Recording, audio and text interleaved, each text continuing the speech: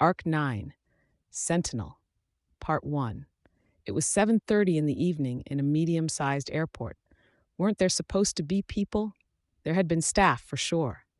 The odd staff member to greet him as he got off the plane, another to see him pass the gates.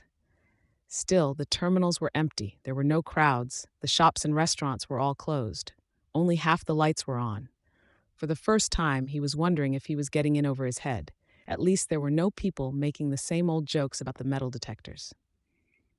Baggage claim had 3 carousels, which should have been in operation, delivering a regular supply of people's luggage onto the conveyor belts. Crowds gathered around them in anticipation. Instead, there was a single man in uniform with 3 large bags already piled onto a cart. "I can take my bags, I'm stronger than I look." "It's all right, son," the man replied. "It's good to have something to do that isn't cleaning up." Son. That bothered him more than he cared to admit. Not that he had any ideas about his own ethnicity, but it was vaguely condescending, a reminder that people didn't know how to act around him. "All right," he conceded. "Where are we headed?" The man gestured toward a set of double doors, then gripped the handle of the cart to push it in that same direction. Stainless steel handles on the doors. He put his hands on the painted surface instead, pushed them open, and then held one of the doors open for the cart. He was distracted enough that he almost didn't notice the group waiting for him.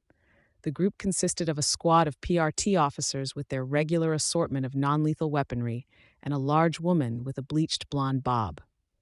"Weld, I'm glad you made it," she managed to say the words without a trace of humor or smile on her face. She extended a hand. He glanced quickly at her hand, checking there were no rings, then shook it.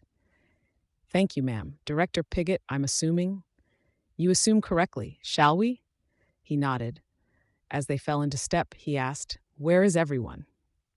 This airport was attacked by one of the local villain groups just 3 days ago. The front lobby and ticket claim were ransacked, and the airport has shut down for the time being, with only special cases such as yourself coming or going. I take it things are bad? Yes. We have seen this type of situation before, if not to this extreme.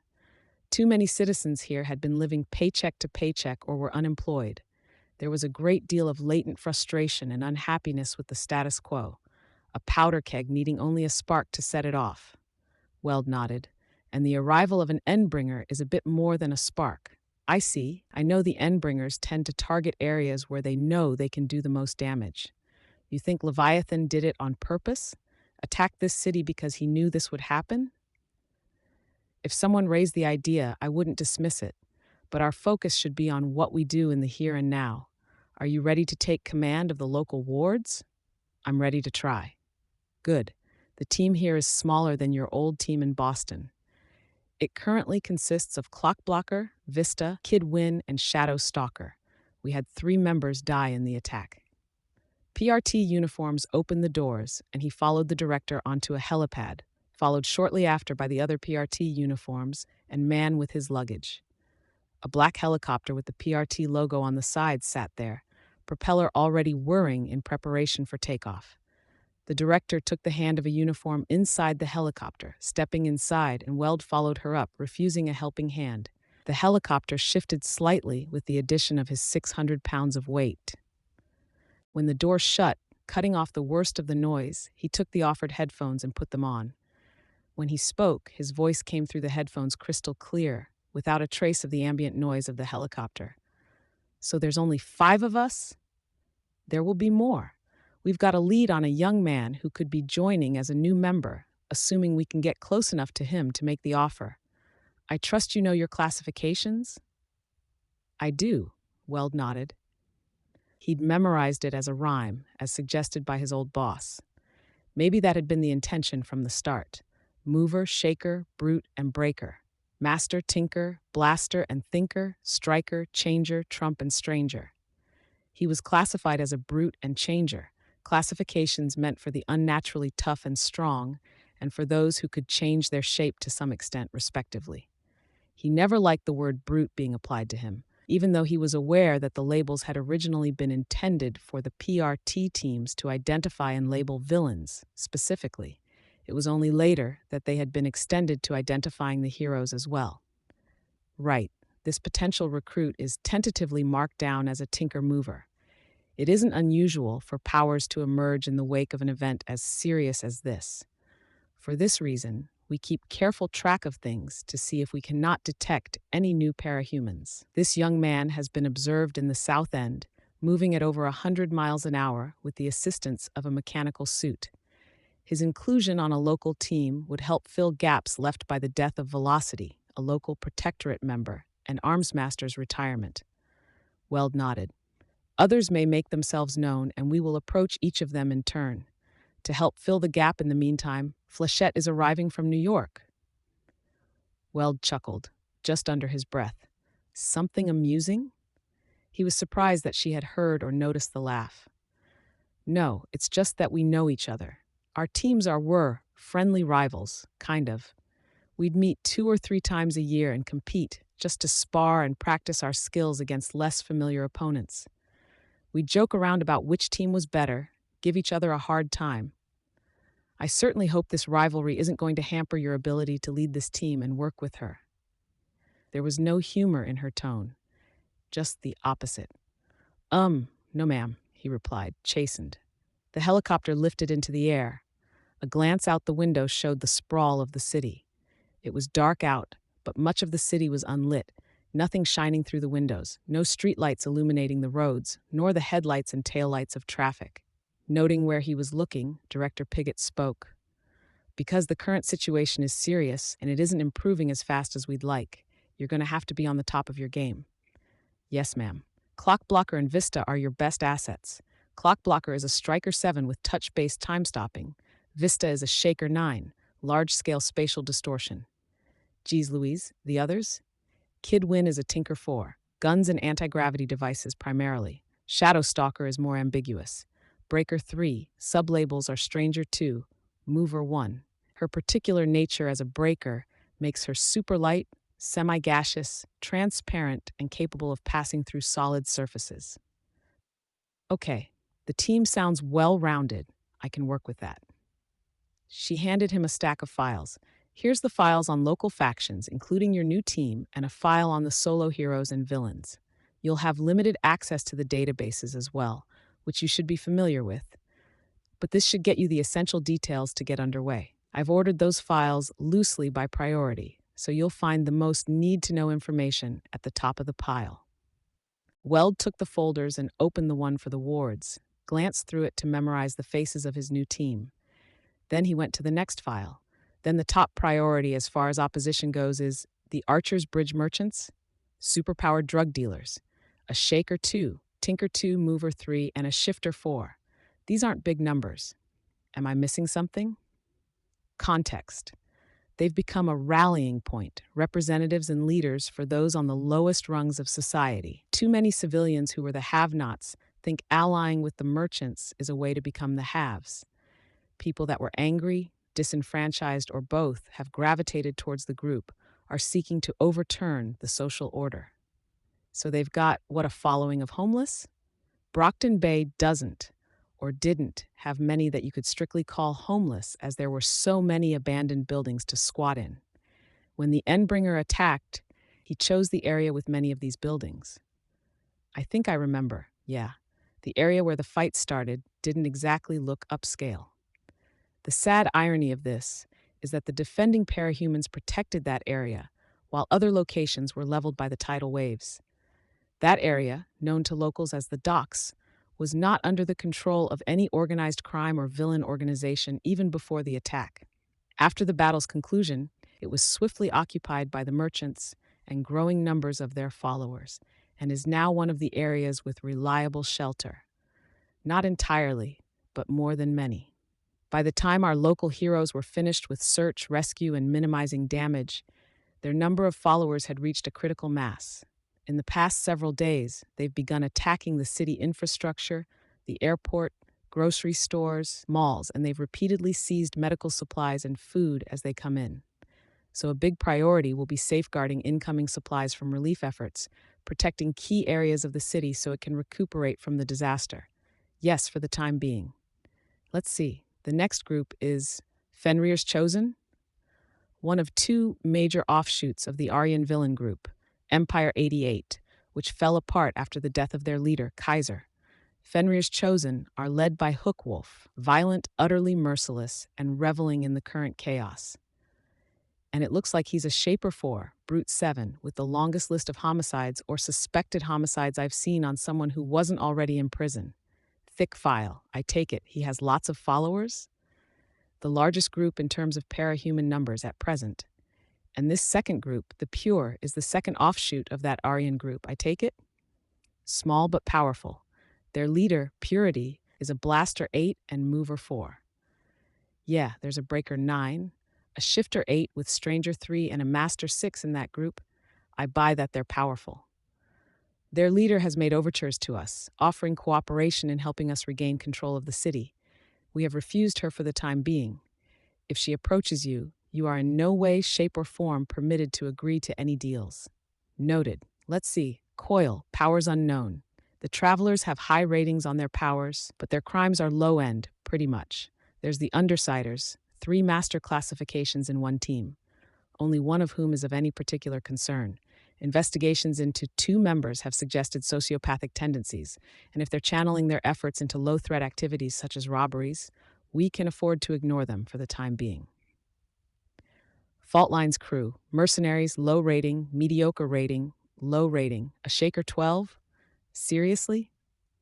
The girl has cognitive deficiencies that reduce the effective threat she poses, but yes, again, that group is not an imminent threat. In the current situation, I might suggest you leave them be if you cross paths, conserve your group's strength for the priority opponents, the Merchants and Hookwolf's group. Okay, I'll have this memorized by the end of the week. I expect you will. That brings us to more mundane matters. You'll be enrolled full-time at Arcadia High School. It's close to the ward's headquarters, and your teachers have been informed about your special nature. I'm afraid there's no easy answers as far as your appearance and how the rest of the student body will react to you. Weld looked down at his hands.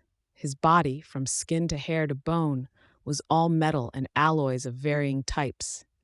I've dealt with it before. I'll manage. We can't enroll you in the co-op program, as your absence would be noted and would draw attention to others who are using the co-op program to mask their attendance in the wards. It won't be easy, attending high school full-time, keeping up with your coursework, and leading the team in your off hours. It's fine. I don't have to sleep much anyways, so it's good to keep busy. Good to hear that. All that said, I have asked your teachers to make special arrangements, reducing expectations toward your homework, provided you are not struggling in any subjects. The wards program will also provide tutors should you need them.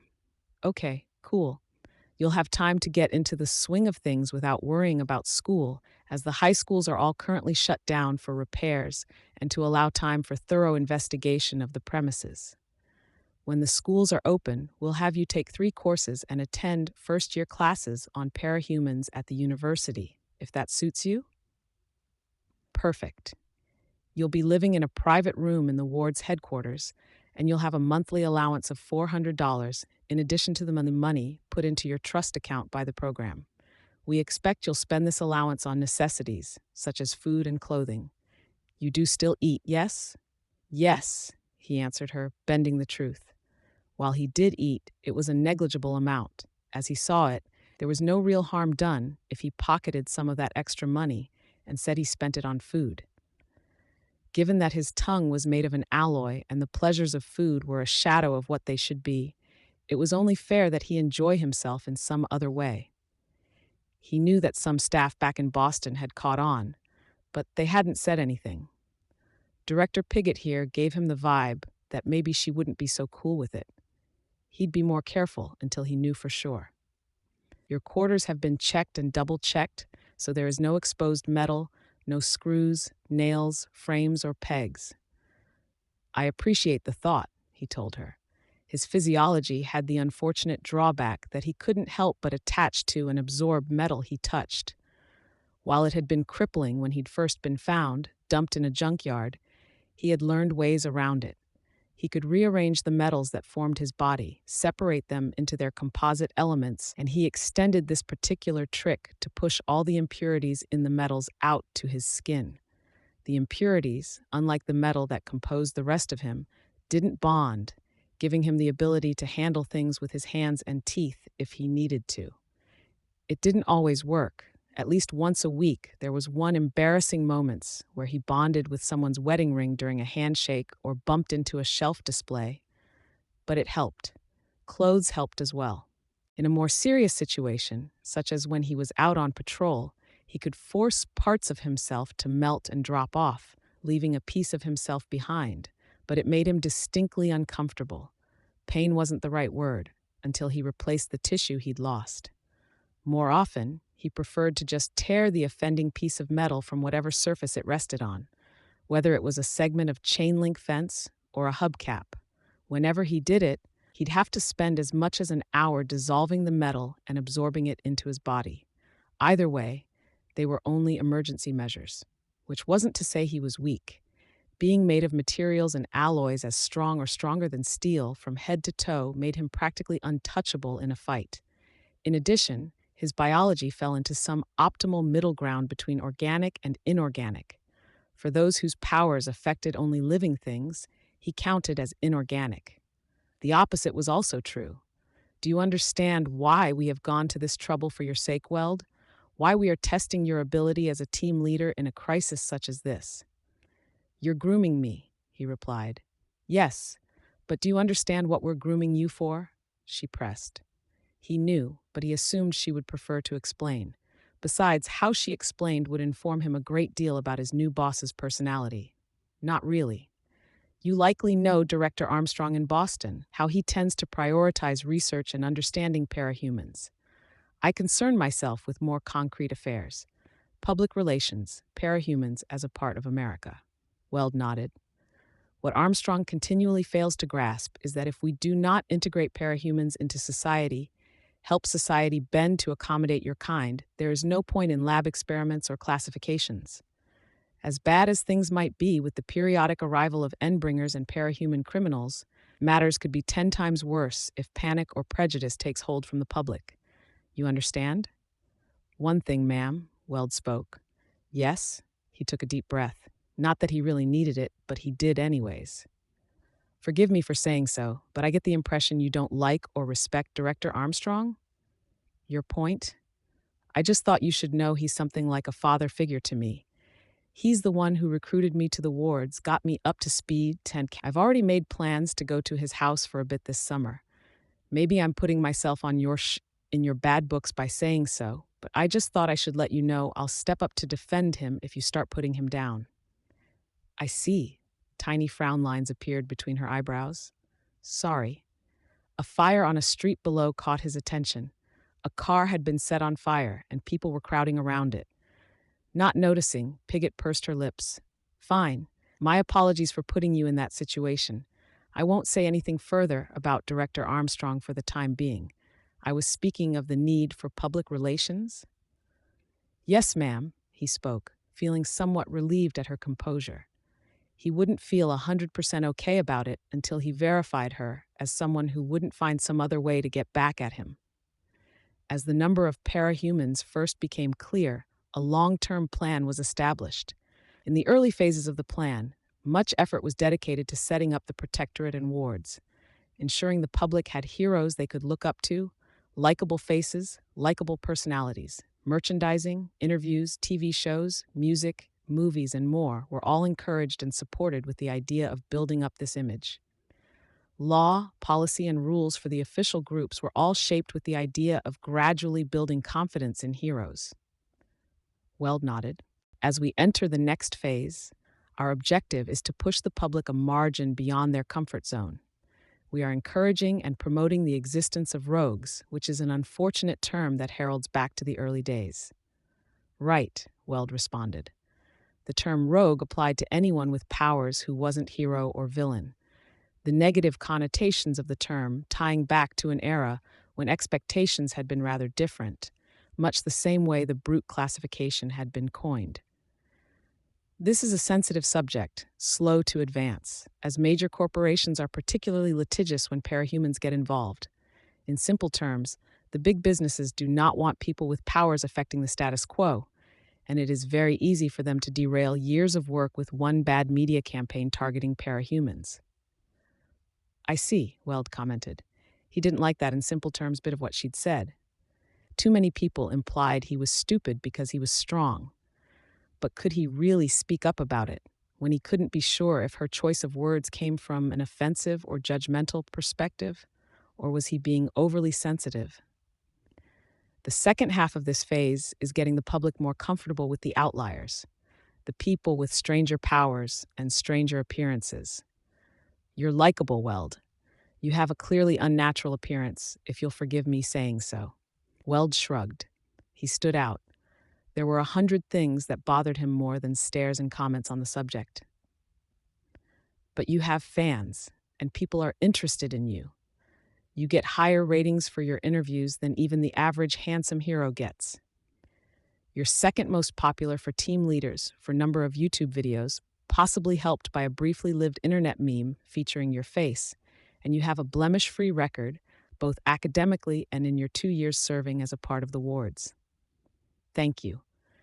Provided all goes according to plan, we intend for you to become a member of the Core Protectorate team within the span of 3 to 5 years, making your face national, even international, if you are willing. Wow. Yeah, I'm definitely okay with that, ma'am, he tried to feign surprise. Armstrong had already covered much of this. Of course, this hinges on your ability to lead your team in the here and now. Of course. It seems we will land shortly. Any questions before we do? 1. I was hoping to arrange interstate training sessions with the New York and Boston wards groups. As far as I'm aware, the local team doesn't do this. They barely have regular situation training. I recall Triumph made a request for something like this a few years ago. I believe we refused him on the grounds that it was frivolous. Weld squared his shoulders. He had to be assertive here. I'm firmly of the opinion that it would improve the local team's ability to cooperate and respond to a greater variety of situations. I'm totally prepared to eat any and all paperwork on our end. Eat the paperwork? I mean, I'll do it all for the members of my team. Give you updates after any and all training sessions. Notes on improvements, lessons learned, weak areas, strengths, resources that could fill any perceived gaps. So long as you're prepared for me to put a stop to things at any time. Yes, ma'am. And, the director paused a moment as the helicopter touched down on solid ground, it cannot cut into the regular patrol schedule. You and your team members would do this outside of the hours you're on clock for the wards. I'll see if I can sell it to them. Thank you, Director. Weld stood. Secretly, he was elated. The training games he'd led his team through back in Boston had been some of the more fun moments of his career. It had also allowed for a harmless but fun interaction with the New York group, giving them a chance to mingle, talk, and share war stories. There was something about being able to mess with others on a level that you couldn't with teammates you had to fight alongside. If his new team liked the games half as much as he did, it would be a win in his book. Do you wish me to come down and introduce you? That earned a moment's consideration. Was this woman likable? No. Would the others like her? Probably not, which meant that having her introduce him might be detrimental, associate him with someone they might view negatively. No, I don't think it's necessary, ma'am. Your old keycards will let you in. I'll have replacement identification sent to you shortly. In the meantime, I wish you luck. Thank you, Director. He handed her his headset and stepped through the door as PRT uniforms opened it. As if welcoming him into the city proper, there was the sound of a woman screaming down on the street below, the noise turning into a manic laugh in the same breath. Half the block was without power, and searchlights on the corners of the rooftops scanned nearby streets. PRT guards stood at the edge of the roof, armaments in hand. He relaxed at the sight of the guards. If they weren't acting on whatever was going on below, he didn't need to worry about it. He took a deep breath, deep enough that he could feel the groan of the metal stretching to its limits inside his chest. Then he stepped off the rooftop and through the elevator doors. When the complex chrome doors shut, they cut off the noise of the helicopter entirely. It was utterly quiet inside the box. There was barely any sense of motion or movement from the elevator. Tinker designed. It had to be. He avoided touching the chrome walls or railing. It was probably coated with something, but emerging with a piece of railing stuck to him would make for a terrible first impression. Stepping out into a hallway, he walked up to a security terminal. He swiped his identification card, spoke his name for the voice authentication, Weld. There was a pause, and then the doors glided open. His team was there, each with their masks off. Clock Blocker sat in a chair at the huge computer to the right of the room, swiveled to check out their new arrival, then stood, folding his arms. Red-haired, freckled, thin-lipped, he wore a costume that was all white, with animated images of clock faces on it. A white helmet sat on the counter of the computer terminal. Shadow Stalker was leaning against a wall, thumbing through a smartphone.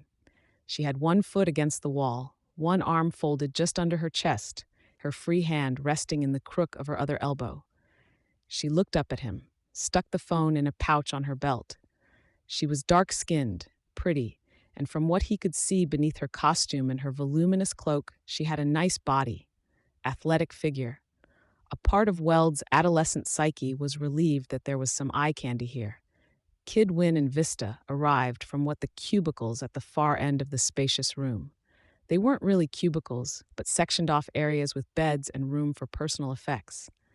The base in Boston had been similar. Kid Win was in civilian clothes, brown-haired, ruddy-cheeked, in a way that suggested he had been exercising until just recently. Very normal-looking. Vista was in pajamas, her hair tied back into a ponytail. He'd had someone as young as her on his team in Boston. But the boy had been a thinker, a limited precog content to work and communicate with them from their command station. This girl had been out in the field.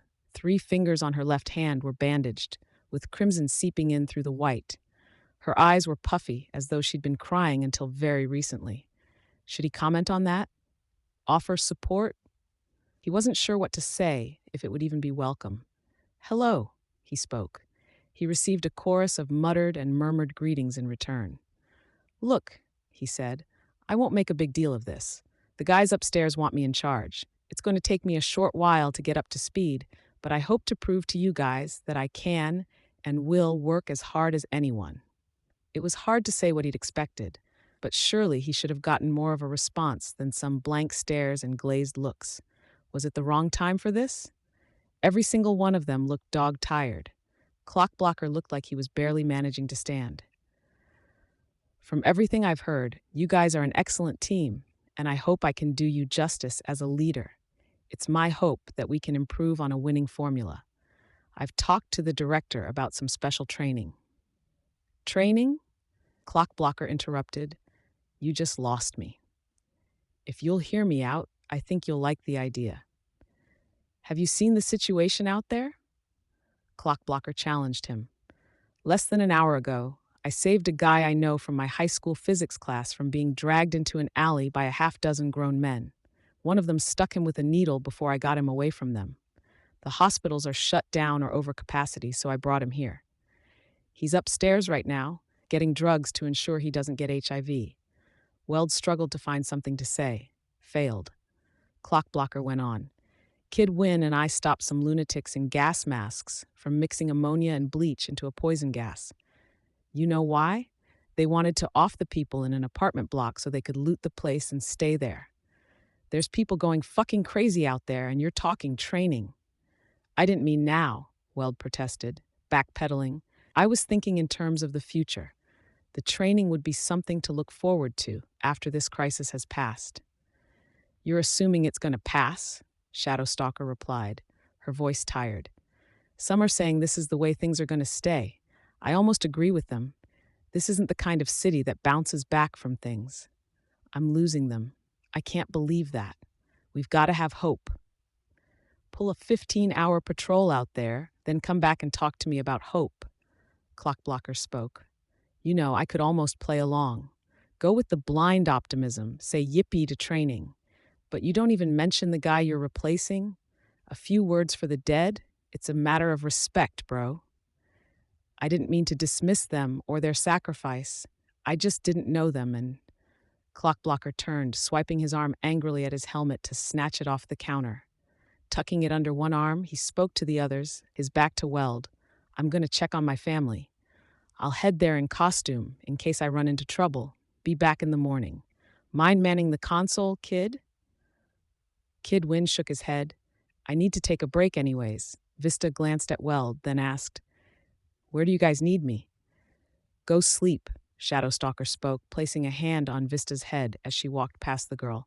I'll start my patrol. Go with Clock to make sure he gets home and that he has some backup. You can relieve me when I'm back. Maybe get Clockblocker to go with you. Thank you, Vista's voice piped up with a definite note of relief. Helplessly, Weld watched as the team split up to go their separate ways. Kid Win sitting down at the far end of the computer station, Shadowstalker and Clockblocker heading for the elevator. I fucked up. I already lost them, Weld spoke, mostly to himself. No, they're just tired, Vista spoke from beside him. And not just lack of sleep. You'll see what I mean. You could have mentioned Aegis, Browbeat, and Gallant, but you can't be blamed if Clockblocker didn't give you time to get around to it. Nobody's really in the mood for speeches. Right, Weld replied, feeling lost. They're the ones who died? Vista gave him a look that could only be described as pity. You didn't even learn their names? Never mind what I just said. Yeah, you fucked up. Then she turned away and walked back to the cubicles. She was halfway there when he saw her rub at one cheek with the back of her hand. I just got here, Weld said helplessly. I just got told by a preteen, he thought. Shit, he swore under his breath. He found a chair in front of the computer and dropped the stack of file folders on the nearest flat surface. He plucked the file folder off the top of the stack, opened it, and began studying.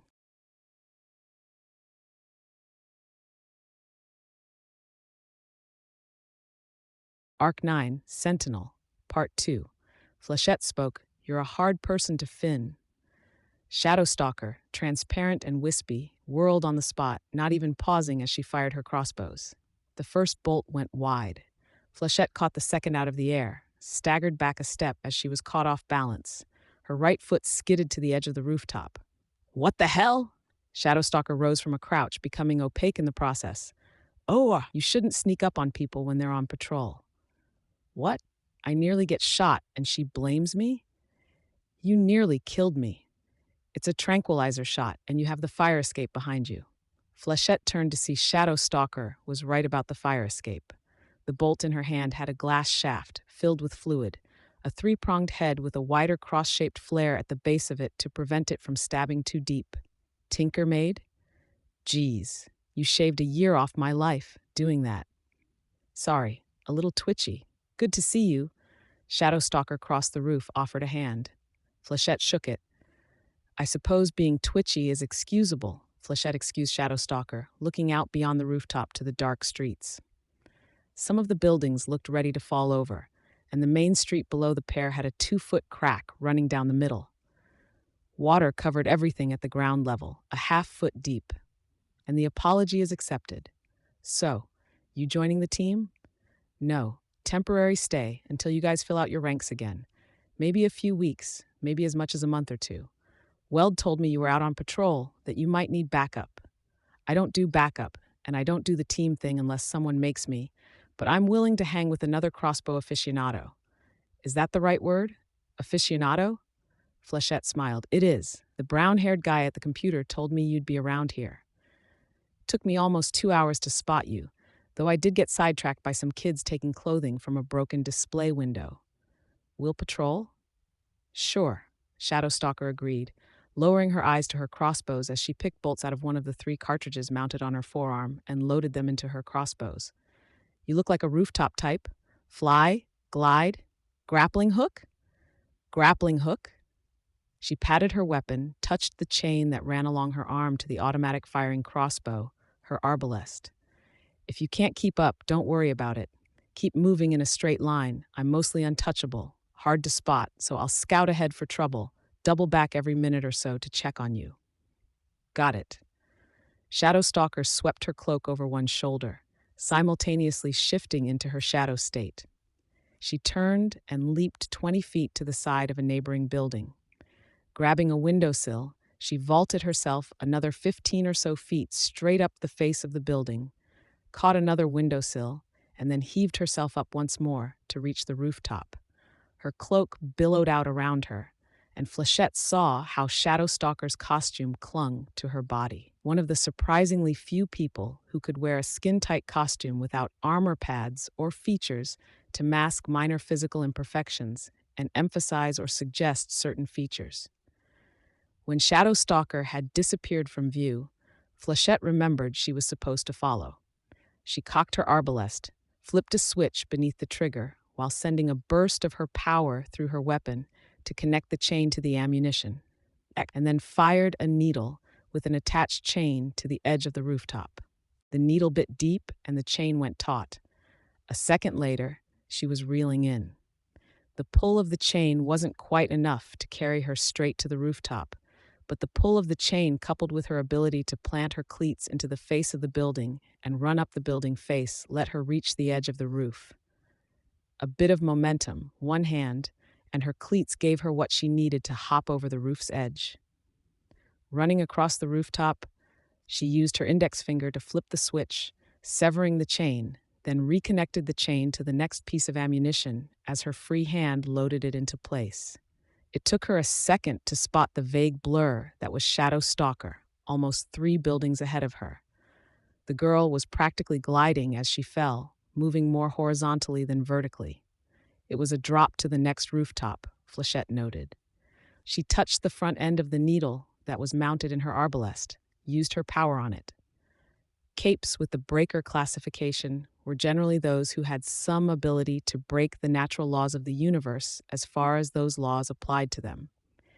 Shadow Stalker was one. Scion was apparently another.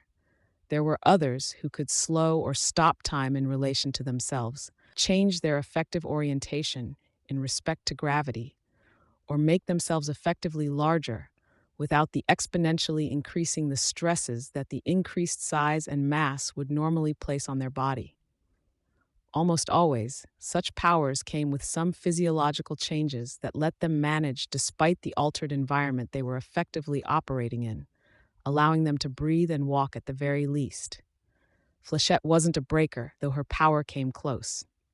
Technically, she was a striker, a cape with the ability to apply some effect by touch or at point-blank range. The striker classification could include certain breaker effects as they were applied to things other than the cape themselves, but not always. Other strikers included those who used energy weapons, those who had certain kinds of super strength that weren't accompanied by durability, and those with pyrokinesis or such that didn't extend more than a foot around them. The way she used her ability, coupled with the intuitive understanding of angles, trajectories, and timing she got from her secondary powers, gave her a low rating as a blaster, a cape with a ranged attack. She infused the 3-foot length of sharpened metal that was mounted in her arbalest with her power. The more power there was in it, the less it was affected by the natural laws of the universe. Focusing more power into an object meant gravity, air resistance, and general physics held less and less sway over it. She could tune it, make the effect longer-lived, shorter-lived, or bias the effects to allow for more of one element or less of another. She could do other things, but the primary benefit, the easiest thing to do, was making her ammunition punch through anything. It would glue itself in place on impact if she had the effect wear off at the right time, and she was very good at timing things. She could charge the metal of her cleats so they bit into any surface, and though it was too slow to be used defensively, unless her foe telegraphed their attacks, she could make her costume frictionless. She fired the needle through the corner of the roof just in front of her, and it passed through without resistance. It continued on to strike the rooftop below and in front of her, nestling in deep as the effect wore off, bonding on a molecular level to the material around it. The chains stretched down at a 50-degree angle, taut. Flechette stepped forward, onto the chain. The space between the spikes of her cleats made for a groove the chain could run through. She slid down, 1 foot behind the other, arbalest held behind her with the chain reeling out, a safety measure in the event she slipped or was pushed off, with the added advantage that it allowed her to control the speed of her descent. When she was close to the rooftop below, she cut the chain, let herself drop down. She was running the second her feet met the surface, using the momentum from her slide. It was tiring, constantly running, but she didn't want to look bad in front of Shadow Stalker. She was going to spend weeks with this team, and Shadow Stalker was the only other girl present that was close to her own age. Doing double shifts of patrols, eating, showering, relaxing with her teammates, day in and day out, it would drain the life out of her if she had no friends to do it with, if she had no conversation and camaraderie. At least this wasn't so different from the exercise she got on her nightly patrol back in New York. The problem was that this city was unfamiliar ground. The buildings didn't match together well, the skyline was jarring, didn't flow. Back home, traveling from rooftop to rooftop wasn't much harder than running, with the use of her grappling hook to move her every minute or two. Here, it was a jerky, stilted exercise, slow, awkward, demanding use of the grappling hook for nearly every building. It wasn't something she did often, but after too many steep ascents followed by steep descents, she bridged a gap to a more distant building with her chain, forming a horizontal tightrope, and ran along it. Shadow Stalker was waiting for her when she got to the other end. She did her best not to pant for breath. "Don't you run out of chain?" Flechette turned, reached over her shoulder to tap her back. Tinker teammate back home specializes in replication and cloning. Small pack back here consumes energy from a small fusion battery to create a steady supply. I've also got a kit back at the base that makes me a fresh stock of bolts. I could use one of those. Why'd you stop? You see something? Come. Shadow Stalker led Flechette to the edge of the roof. Looking down, they could see a group of men in a loose half circle around a middle-aged woman. The woman was backing away from the men, who were gradually closing in. "Why haven't you done anything yet?" Flechette gasped. "These things go smoother if the culprits are clearly committing a crime when you step in." A man grabbed the woman's wrist, and she pulled back, struggled. She screamed, attacked the man, only to get punched and knocked back on her ass, landing in the shallow water. And there we go. Shadow Stalker leaped from the rooftop, falling at a normal speed, slowing to an almost gentle floating descent when she was partway down. You only need to wait like that if you're going to be violent, Flechette thought to herself. Why? When she has the tranquilizer bolts? And Shadow Stalker had neglected to inform command. Flechette reached for her ear, where an earbud was nestled in the canal. She squeezed it twice. Console, woman under attack by 12 or so ordinaries. Shadow Stalker and Flechette stepping in. Acknowledged. A voice in her ear responded, "Good luck." She fired a bolt into the corner of the rooftop, then jumped, rappelling down. Shadow Stalker was already engaged by the time Flechette arrived at the fight. In a matter of heartbeats, Shadow Stalker answered Flechette's unspoken questions. The other heroine didn't flinch as one of the men swung a baseball bat at her. The weapon passed harmlessly through her head. In response, she stepped back, materialized from her shadow state, raised a crossbow, and shot him in the side of the neck. A fraction of a second after the glass arrow stuck in her target's neck, Shadow Stalker stepped forward again, driving her armored elbow up at an angle at the spot where the bolt had struck home. Glass shattered, and the combination needle arrowhead was violently dislodged. The man went tumbled with a splash, going limp before he hit the water. The side of his neck and the corner of his jaw were a bloody mess of cuts and embedded broken glass. Shadow Stalker wheeled around, then simultaneously slammed the top of her right crossbow into her left forearm and her left crossbow into her right arm. There was a barely audible click as cartridges loaded into the top of each crossbow. She extended her arms to fire at the two of the men closest to the woman. They dropped on their backs in the water, splashing. Realizing what they were up against, the group began to scatter. Flechette raised her arbalest, shot one bolt so it struck a wall just in front of one man's throat. Still running, he ran headlong into it, clotheslined himself, and fell over, gasping and gurgling. She spared a glance to double-check he wasn't in a position to drown, which very nearly cost her. One of the thugs turned to attack her, drawing a gun, but she had a bolt loaded and fired off before he could aim it, spearing through the gun's barrel and out the back to strike a wall. She loaded another bolt even as she was already pulling the trigger to fire it, so it was sent out an eye blink after it was in place. The shaft of metal struck the thug through the crotch of his sagging jeans, pinning them to the wall he was backing up to. He didn't scream, so he clearly wasn't well endowed enough to get hit anywhere important. Flechette wasn't exactly an expert, or even a novice in that sort of thing, but she was 99% sure that men didn't dangle nearly to their knees. Made lightweight by her power, Shadowstalker leaped to the nearest wall, then vaulted herself off, careening directly toward 3 of the retreating men. As she landed atop the one in the front, she dropped out of her shadow form, returning to her normal weight. Planting her feet on his shoulder blades, she combined the force of her weight and her momentum with a downward kick of both feet, driving him into the water, hard. She went shadowy a half-second later, becoming almost invisible in the gloom of the empty lot, effortlessly reorienting her now lightweight body to land on her feet. Both of the men behind Shadowstalker attacked her, one swiping a knife at her, the other kicking for the small of her back. Smoky, dark flickers appeared where limbs and weapons passed through her. Almost casually, she holstered her crossbows, then straightened up. A flurry of other attacks passed through her. One man hesitated, seeing the futility of what they were doing, and Shadowstalker took the opportunity to drop the shadow state. She leaned out of the way of one desperate punch from the other man, then grabbed him.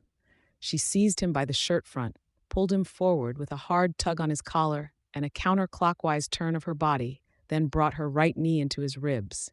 He fell with a splash. Metal knee pad, Flechette noted. That's gonna hurt. The other man attacked, but Shadowstalker went shadowy just long enough for his knife to pass through her, then slammed her metal mask into his face. While he swayed back, stunned, blood streaming from his nose, she reached out and grabbed him by the lower jaw, her fingers digging into the bottom of his mouth. Instinctively, desperately, he bit down, hard, but the construction of the girl's gauntlets was good enough to safeguard her fingers. She used her grip to pull him to one side, as she'd just done with his compatriot, helped by a swift kick to the side of one leg. Rather than use her knee to deliver the telling blow, she brought the heel of her free hand against the gap between the man's skull and his jaw. He screamed, crumpled toward the ground, his hands moving to where the strike had hit. Shadowstalker waited a moment before letting go, forcing him to twist and squeal in agony before she let him finish collapsing. After watching him a moment, perhaps to be sure he wouldn't retaliate, Shadowstalker glanced at Flechette. "Your man there is getting loose." Flechette had been caught up in the spectacle of watching Shadowstalker fight, a kind of horrified fascination. She saw the thug she'd shot in the crotch on his back in the water, his pants still fixed to the wall.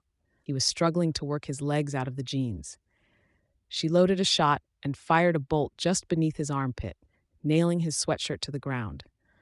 Another, just above his opposite shoulder and behind his neck, secured him. Shadowstalker was chasing one of the stragglers. Going shadowlight, she closed the distance in 2 long paces, leaving ripples and small disturbances in the foot-deep water rather than splashes. As she reached the man's side, she dropped the shadow state, gripped his ear, and used one leg to trip him. With the grip his ear afforded her, she thrust him face first into the ground with enough force that he couldn't absorb the impact with his arms. Water sprayed around them in the wake of the hit. Flechette reached into her belt and withdrew a handful of darts, each 9 inches long. She channeled her power into each and then flung them at the feet of the 2 remaining thugs, catching the edges of their shoes. Their shoes fixed firmly to the ground, and they fell awkwardly. 2 tranquilizer bolts appeared in the rear end of one and the upper thigh of the other. Shadowstalker, which finished the fight. None of the men were left in any state to run. Flechette palmed one of her throwing darts, glanced at it. She'd been with the wards a year before she had been given the arbalest and the chain reel. Her darts had been her weapon of choice for a long time. Alongside a rapier she'd eventually retired after too many fights using it had turned out badly. She hadn't had the heart to change her code name, even if it didn't quite apply anymore. Maybe when she graduated to the Protectorate. "Hey," Shadowstalker called out, disturbing her from her thoughts. "Here." Tired, she thought, minds wandering. Flechette caught the device Shadowstalker threw to her. Investigation revealed it to be a small, thin, round device with a single button on top. Haven't seen one of these since training. Times like this call for 'em. City wants us on patrol, not sitting around with our thumbs up our asses, waiting for the cops to cart these fuckers off. Shadow Stalker kicked one man in the side, so he flopped over onto his back, no longer face down in the water. He grunted. Flechette winced. That girl is a little too comfortable with violence for my tastes. While Shadow Stalker ensured that the man with the cuts on his neck wasn't bleeding out, Flechette loaded another bolt into her arbalest and fired it into a spot on the wall, 2 floors up. She walked briskly to 2 men that had just been darted. She bent down and used her left hand to wind the coil of the restraint device around his left foot, then did the same for the next man's right foot. She tossed the restraint device over the bolt she'd embedded in the wall, a metal thread trailing behind it. She caught it as it fell, then connected it back to the cord, forming a loose loop that encircled the bolt in the wall. She pressed the button and the cord retracted, pulled tight around the pole, then continued retracting. The 2 thugs were pulled off the ground so that each hung from the wall by one ankle. The device would signal nearby police and PRT officers and direct them here. They'd use their own equipment to make the restraint device lower the men so the thugs could be brought into custody. The cord was difficult to cut with conventional knives and saws, and those caught wouldn't want to cut it either, given how they faced a long drop face first onto pavement. Any buddies of theirs would have a hell of a time getting to them and cutting them free as well. She walked over to the man she'd clotheslined, who still hadn't finished gasping, nor had he collected himself enough to run. She grabbed his wrist and forced it behind his back. As she hauled him to his feet, a collision made her stagger back. It hadn't been directed at her. No, it was the man she held that slumped, almost insensate. He hung his head, a trail of blood dribbling from his lip. Seeing a movement just outside her blind spot, opposite the man, Flechette pushed her captive down and away. She had to evade the weapon as it swung towards her head. It was the middle-aged woman that the men had been attacking. She held a metal trash can lid in 2 hands. Oblivious to Flechette, she swung the lid down at the man's head. "Hey!" Flechette shouted. "Stop!" She reached out to grab for the lid, but a hand on her wrist stopped her. "Let her," Shadow Stalker spoke. The woman kicked the man in the ribs, hard, then struck him with the flat of the metal lid. "You fuckers!" the woman screamed. Stunned, Flechette spoke to Shadow Stalker. "The hell, he's not in a position to defend himself. Doesn't deserve to. She's going to kill him. Better that we give her another few swings than render her powerless for the 2nd time tonight," Shadow Stalker spoke. "Or she won't get over it for a long time. We'll stop her before she goes too far." "No, this isn't right." Flechette pulled her arm free of Shadow Stalker's grasp, then grabbed the woman's wrist, stopping her as the lid was brought back behind her head.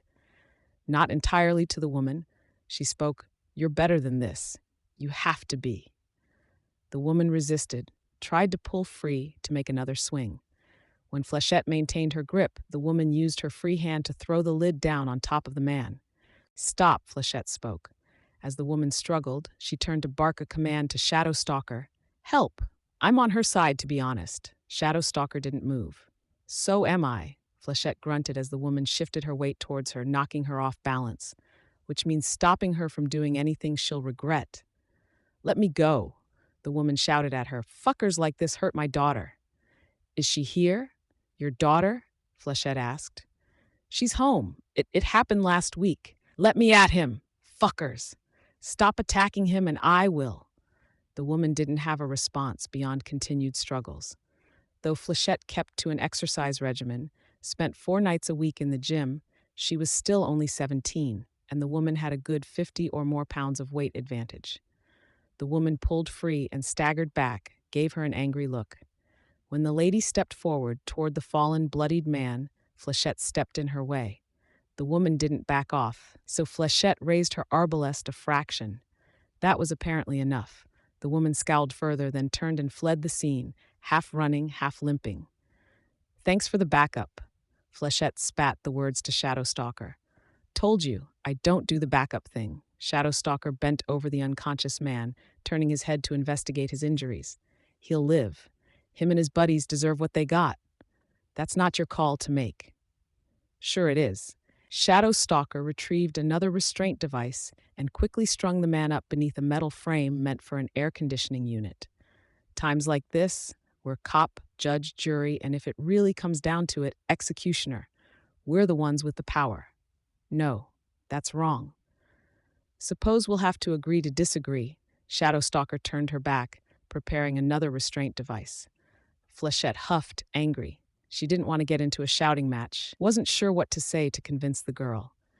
You can finish your patrol alone. Whatever, Shadowstalker replied without looking back. If you want to be like that, I'm only on the team because I have to be, so you're doing me a favor. Prefer to fly solo. 3 strikes, Flechette thought as she strode away, nearly being shot for saying hello, the way Shadowstalker had delayed helping the woman, and now this. She'd give the other girl the benefit of a doubt. Maybe Shadowstalker had some unresolved issues. Maybe it had been a rough week. But for now, she needed to calm down and wait long enough to think more objectively about what had happened. Then she'd decide whether to deal or to tell her new team leader. Fuck, she felt profoundly disappointed. She wanted to like the other heroine, but this was too much. She had one other thing she had wanted to do tonight. Before she finished her patrol, went back, showered, ate, and unpacked. She squeezed the bud in her ear twice. Console? A brief pause, then a voice in her ear. Kid Win on the console. Hi, Flechette. Deal with those guys, okay? Guys are dealt with, but I'm going to do the rest of my night's patrol alone. Sorry, I should have warned you. Tends to be easier to work around her. So she's always like that. This is unfamiliar territory for me. I might need you to brief me if I run into a cape so I know what I'm potentially running into. Of course, I'm not going anywhere. And on that subject, I remember meeting someone when I was in town for the attack. What can you tell me about the cape with the stuffed animals? Pariah, Parian, Kid Win replied. A Parian doll was a kind of doll about 150 years ago, though Parian's costume is actually closer to a more classical Victorian-style porcelain doll from the same era. Oh, that was random. What kind of guy knew that much about dolls? He went on. She's a rogue. Fashion student with the costume and stuffed animals as a gimmick to help her build for a professional reputation and stand out. Tentative rating of Master 6, but we haven't really seen her fight outside of the Leviathan encounter. Student. So she'll be near a college? College is gone. Kaput. Let me see. Last we heard, she was situated between the spot where the college was and the lake downtown. If I remember right, there's going to be a fairly thin strip of places there that are intact enough to live in. Vista ran into her the other night, but she's asleep right now, and we're behind on paperwork, so you don't know exactly what happened, and I'd be going in blind. She's harmless, though? This Parian? Nobody's harmless at a time like this, Flechette, Kidwin replied. Right. Flechette thought of the middle-aged woman beating her attacker bloody. Listen, easiest way to get to that area. You'll find the lake to the northwest. Walk the perimeter of it to reach the north end. The area she could be staying at should only be a block or two wide. If she's even awake, I've got Clock Blocker buzzing in, probably to check in for the night and give me the cliff notes on his nightly patrol, so I'm going silent until you need me. Sure. Flechette gauged the direction of the ocean, deemed that east, and then headed northwest as Kid Win had suggested. She traveled at ground level, wading through the water to make faster progress. Nothing to prove, now that she had stopped patrolling with Shadowstalker. It didn't take long to find the lake Leviathan had made in the downtown area. Given that the streets were flooded with water anyways, the crater itself was distinguishable only by the barrier around it, and a dark shadow beneath the water where there was nothing beneath to reflect light. Hulks of fallen buildings sat in the center of the water. The orange light of a fire on the top floor of one of the buildings suggested that someone had swum to one of the buildings and was staying there. Maybe one of the safer places to be. The crater was surrounded by orange-striped barriers with flashing lights and portable chain-link fences that were chained together. The fencing formed a solid barrier around the hole. She walked with the fence to her left, which roughly halved the area she had to keep an eye on in case of approaching trouble. Her right index finger was just below the trigger of her arbalest, and her left hand clutched a handful of darts. The massive sinkhole Leviathan had made was roughly circular, but it was large enough that she couldn't say for sure when she had turned and started moving more west than north. Fresh graffiti stained buildings, some warning people to stay away, others were the crude pictographs of hobo signs. One neighborhood had used the debris of fallen buildings to form makeshift barricades in alleys and in front of doorways. There wasn't much intact housing here. The sinkhole sat to her left and 2 blocks to her right. From what she could make out in the moonlight, the buildings were too damaged to serve as living accommodations. At one intersection, there were 2 parallel vertical lines spray-painted in yellow on opposite walls. Traffic cones, some broken, an orange-striped barrier, and the remains of one yellow raincoat sat in the water, much of it weighed down by rubble. Together, the organized debris formed a brightly colored line joining the marks that had been spray-painted on the wall. She stepped over the line and immediately felt a resistance. It took her a second to figure out what it was. A thread caught the moonlight. There was a muffled splashing sound, and a 12-foot-tall gorilla leaped from the nearest rooftop to land directly in front of her.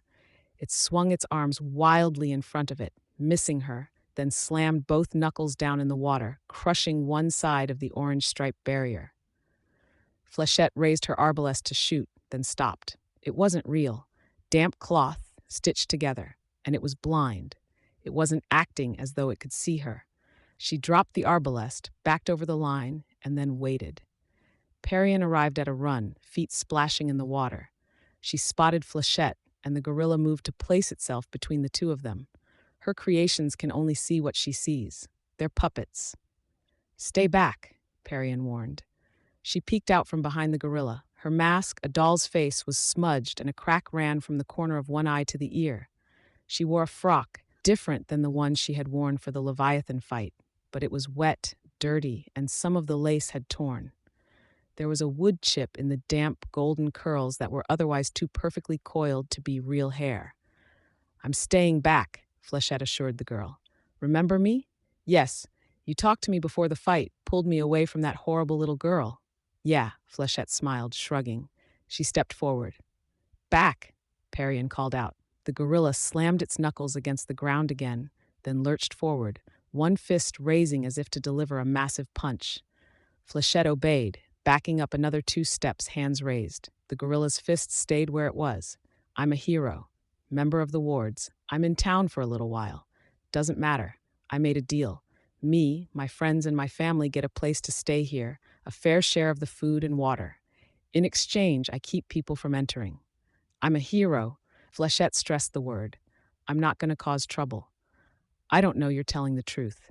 Nothing saying you couldn't be lying." "I have ID." Parian shook her head. "It doesn't matter anyways." The frocked rogue climbed up to stand on top of the gorilla's shoulders. She added, "I made a deal. I'm keeping to it. 100% neutrality. You trespass, I fight you." "And I'd almost definitely win," Flechette thought. "You may even know that, but you'd fight me anyways." "Okay," Flechette replied, trying to sound reassuring. "I won't step over the line. I heard you were around here. You're one of the only recognizable faces for me here. I thought I'd stop by, see how you were doing." "Coping," Parian answered. "Good, good." Flechette sheathed her arbalest, hoping the rogue would feel safer. "Look, I'm here if you need anything. If people make trouble and you're not strong enough to protect that neighborhood there, or if you need resources that you couldn't get otherwise, like names or medical services, call me. Can I give you my card?" The gorilla lowered his raised fist, reached forward with palm upturned, and Flechette fished in her belt for her cards. Slightly damp, but readable. She placed it in the center of a sopping wet hand crafted out of black denim. The gorilla's palm was surprisingly firm, hard. Its shape was a little too human-like, in comparison to a real gorilla maybe. Not that it mattered. "Okay," Parian spoke, as the gorilla handed her the card. Her voice was a little softer. "Phone lines are down, but cell phones work around here. You guys need anything here? I don't know what the situation is with supplies. Just got into the city a few hours ago. Don't know how that stuff is being distributed, but I could see about making sure you guys have something. Parian sat down cross-legged on the gorilla's shoulders. Yeah, we're low on fresh water. This stuff we're wading in has too much salt content, and you couldn't even boil it clean if you wanted to, I don't think. Okay, fresh water. The doll girl shifted her weight to put the card in the front pocket of her lacy apron, fumbled with it. Flechette spotted a tremor as the girl put the card away and moved to clasp her hands in her lap. She's shaking. Hey? Flechette asked. What? Seriously? Are you okay? You holding up? Parian turned, looked behind her, as if checking anyone was listening. I hate fighting, hate confrontation. Even this, being here, having just thought I might have to fight you, fight anyone. It makes me feel edgy. My teeth are chattering, and I'm not even cold. You faced down Leviathan. You did better than a lot of people. Do you know how long it took me to get my head together? To actually step up and help? But you did. You stepped up. Give yourself credit. You're strong. I want this to be over. I'm so scared that someone's going to come and try to loot this place and I won't be able to do anything. You've got my card. I can't promise I'll arrive immediately, but I'll be staying at the ward's headquarters, which isn't too far. Parian nodded. Quietly, she spoke. That helps a lot, more than you know. And I can come by on my patrols if you want. Check everything is okay, give you an update on what I can do about supplies. Parian hesitated. Please do. If you pluck the strings twice, I'll know it's you. I'm using my telekinesis on the strings. I'll feel it. Deal. I'm Flechette, by the way, in case you didn't know. Oh, I didn't. My name's Sab. Parian stopped, made a barely audible groan. It's okay, Flechette suppressed the urge to smile. Sabrina? Maybe. Sable? No, the B pronunciation was different. I'm an idiot, Parian spoke. Flechette paused, then removed her visor. Lily. I need people I can trust, she tried to convince herself, even as she knew she had other reasons. Stuff like this could get her in serious trouble with the wards. Parian hesitated, then reached up and removed her mask. Though her clothing style was Western, her wig all blonde curls, her face was dark, Middle Eastern. There were bands of metal extending from the edges of her face to the middle of her cheekbones, her chin and her forehead. Mounts to keep her mask in position, she had full lips and large, dark eyes. Saba. Cute, the thought struck Flechette. Funny to think she's older than me. Nice to meet you, Saba. I'm still not letting you over the line, Saba warned. She looked so small, up on the gorilla's broad shoulders. The threat held little gravity. Maybe, Flechette considered, it was intended more for Saba than for her. Okay. Flechette donned her visor once more. But maybe you want to walk with me? Do a patrol of the perimeter of your territory? I'll stay on this side. Saba put her mask back on, and for a second, Flechette thought she would say no. Okay, thank you. Parian dropped her legs down to either side of the gorilla's neck as it moved forward. To stay decent, the girl pressed her hands down on the lap of her dress, leaning forward a little. It was a little thing, that bashful modesty, but Flechette felt as much of a rush watching that as she did running across her chain tightrope with a 5-story drop below her. She didn't let it show. Instead, she smiled and started walking, hands clasped behind her back, darts clasped in one hand in case of trouble or ambush. The gorilla crossed the yellow line and sort of half ran, half loped to catch up, moved beside her. It slowed to a plodding, gentle walk. Flechette was secretly relieved. She knew she'd manage for the duration of her stay now. She'd made a connection, even if it wasn't with someone on her team.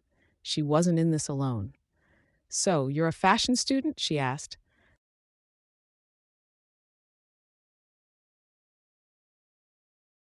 Arc 9, Sentinel, Part 3. Welcome to Parahumans 103, Theories and Patterns. I see we have a packed auditorium, and according to the enrollment list, we have no less than 300 students taking the TV course. A bump up from the last 2 trimesters, so I must be doing something right. Clockblocker looked around the room.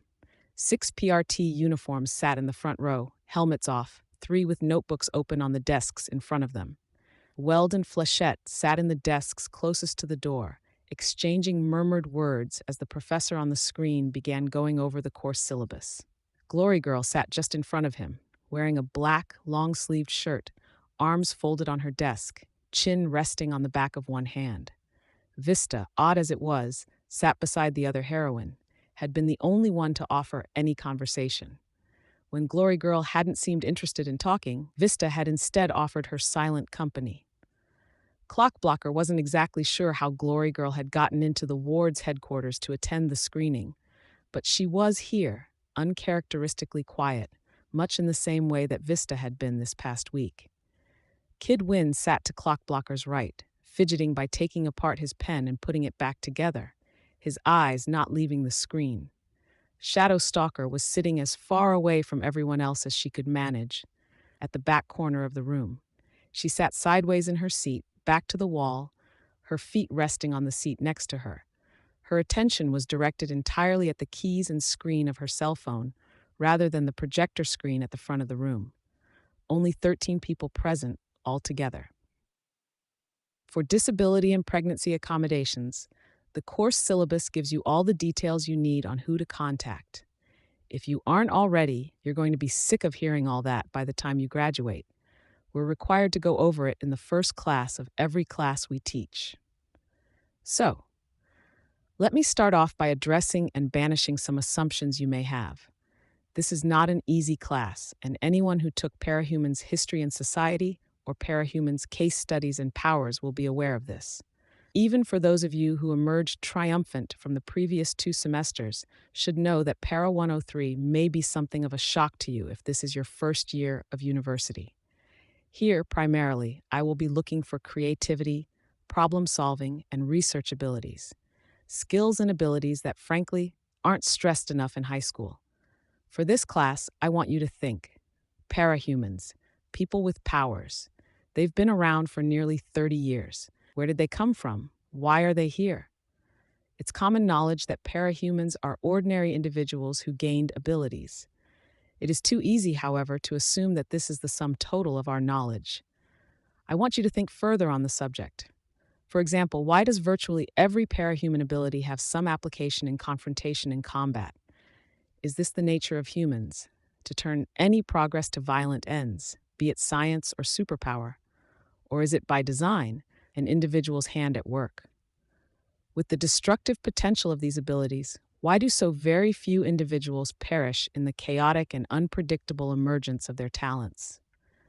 For the first 2 or 3 weeks of the class, we'll be talking about these most pivotal moments in a given parahuman's existence.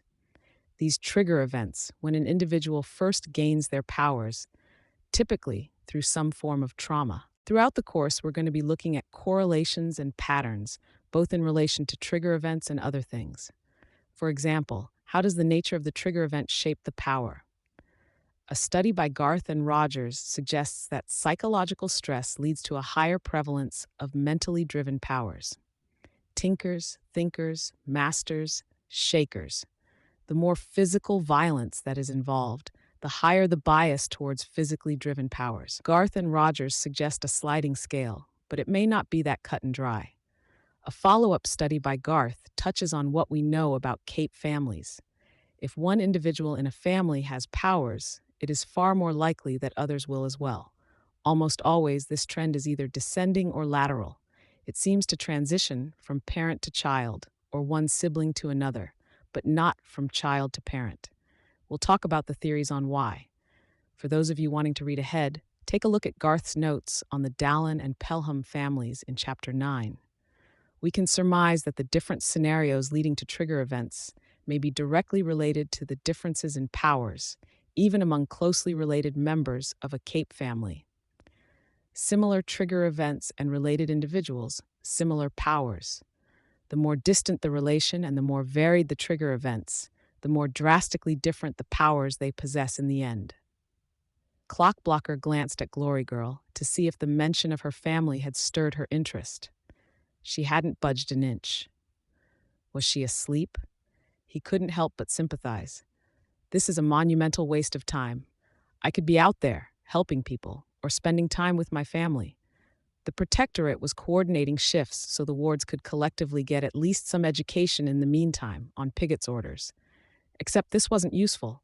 This wasn't applicable to the ongoing crisis right here, right now, in this city. cooped up in a PRT conference room, learning stuff that didn't apply to actual field work. Hell, it was on videotape, a recording of last year's lectures. Why couldn't they watch it in their off hours? It was just a fucked up set of priorities enforced on them from the people in charge. He shifted restlessly, annoyed, angry.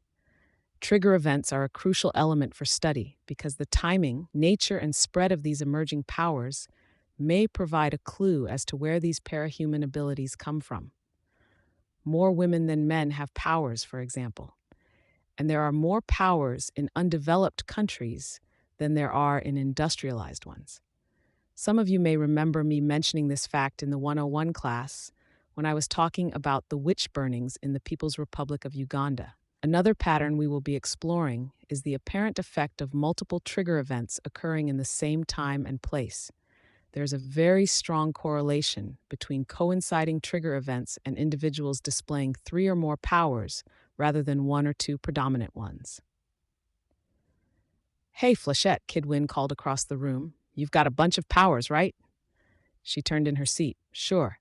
Anyone else get powers at the same time you did?" "Not that I know of." "Could someone nearby have gotten their powers without you knowing? Way things played out? Did any capes show up around the same time as you?" Flechette frowned. "Yeah, a rather persistent villain. Worth thinking about." Weld turned around. "Critical thinking and applying this stuff is good, but let's not forget the lecturer, or the other people in the classroom. Is he trying to get people to dislike him?" Clockblocker wondered. The professor on the screen was answering a student's question. "I think Eidolon expresses a single power. But thank you. Good question, and good lead-in to the next section of the course we'll be discussing. After we wrap up on trigger events, we're going to be moving on to what we call outliers, parahumans or parahuman-related elements that deviate from the norm. Any guesses? Scion. A student on the TV spoke. The camera shifted to him late, and by the time he'd responded, the professor was pointing to another. Endbringers. Nilbog. "I wouldn't suggest Nilbog, but we can debate the point later," the professor spoke. "Perhaps a subject for a course paper." Scion, yes. Endbringers? Yes. We have no reason or evidence to suspect they gain powers by normal means.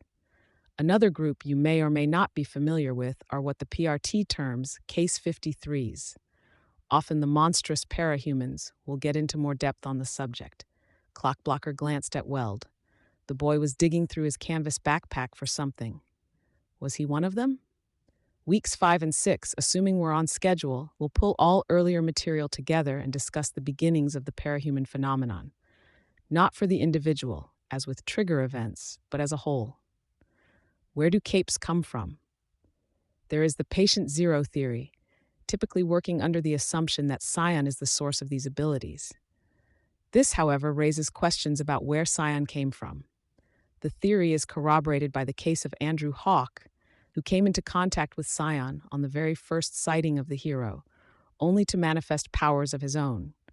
But there are others who manifested powers without ever coming into contact with Scion or entering a location where Scion had visited. There's the viral theory, supposing some advanced virus, though it is flimsy at best in justifications, with no identified culprits, method of transmission, or explanation as to how it provides the actual powers. The genetics theory is popular, but has been thoroughly debunked. We're going to talk about how it was debunked. Clockblocker felt a vibration at his wrist. He reached inside his glove to get his cell phone. A text from "Mom, Dad's not doing well. You may want to come by the hospital." He stood, and Weld turned to give him a look.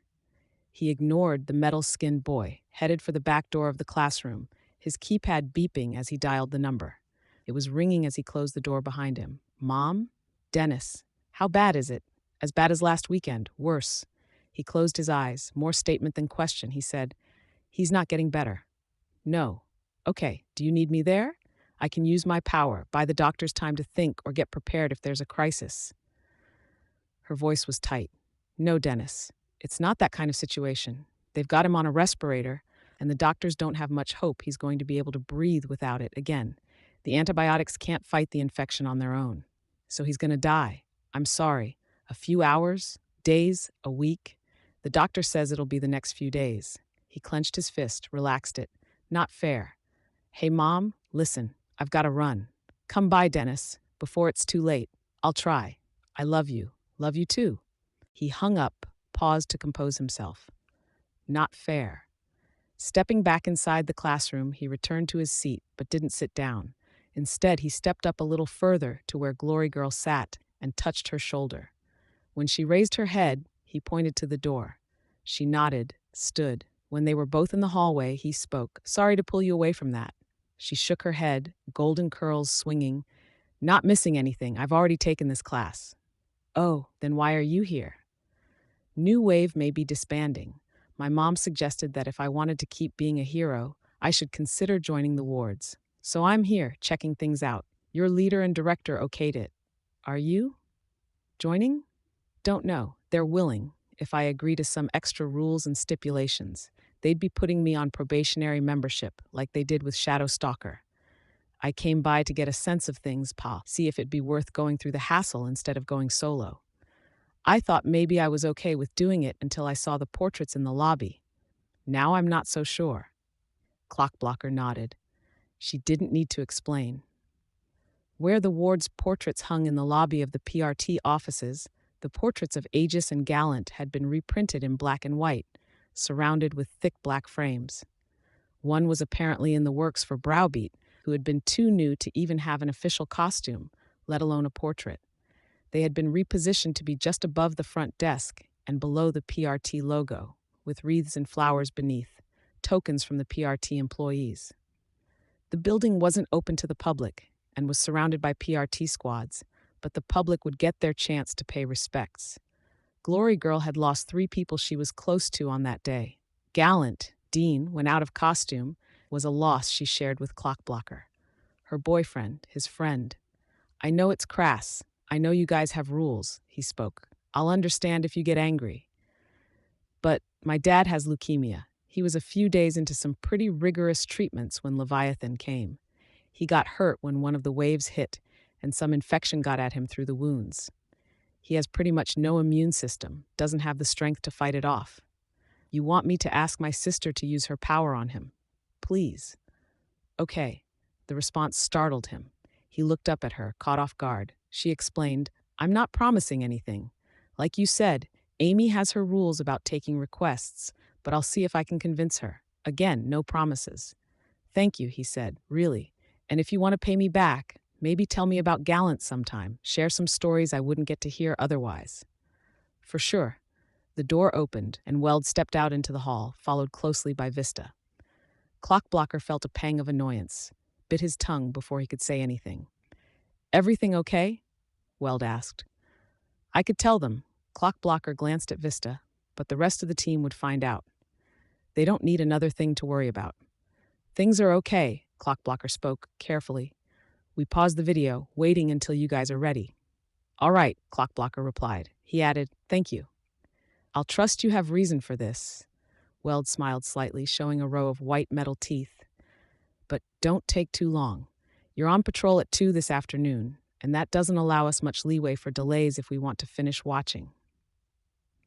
All right, Clockblocker repeated, his tone growing impatient. He watched as Weld returned to the classroom, shutting the door behind him. To the closed door, he muttered, Tool. He's trying, Vista piped up. It's hard to be leader, but he's working hard. That's my whole problem with him, Clockblocker answered, annoyed. He gets on our case about patrols and training and paperwork, then turns around and says he's not asking us to do anything he isn't doing himself. Except he only sleeps 1 or 2 hours a night, he barely eats, doesn't need to use the washroom or shower. He's got no friends or family here to look after. He can afford to work hard. He's a rigging robot. He censored himself for his junior teammate. Vista shook her head. That robot, and he's not really a robot, by the way, is doing as much paperwork as the rest of us put together. He only makes us do the paperwork he can't do himself, even if he doesn't have to. That gets brownie points from me. His temper flared. What, are you channeling Gallant here? Standing up for? He trailed off before he could finish. Realized who he was talking to. Shit, no, Vista just stared at him. After a second, her eyes got shiny, and she looked down at the ground, an angry expression on her face. She wheeled around and ran down the hallway. He moved to chase her, stop her, but the hallway folded together, letting her reach the end in 2 strides, snapping back to its full length as she passed along it. She rounded a corner in the distance. He looked at Glory Girl, his voice small. "I'm sorry." She answered him with only a glare. He wondered if she would hit him. She relented, looking in the direction Vista had run off. "It's okay. We're all worn down at the end of our ropes, and you're worrying about your dad on top of that. You get 1 pass from me. 1." He nodded. "But you'd better go after that girl and apologize. Because the way I heard it from Kid Win, you were the one who told everyone else to be extra nice to her, because she was taking it hard.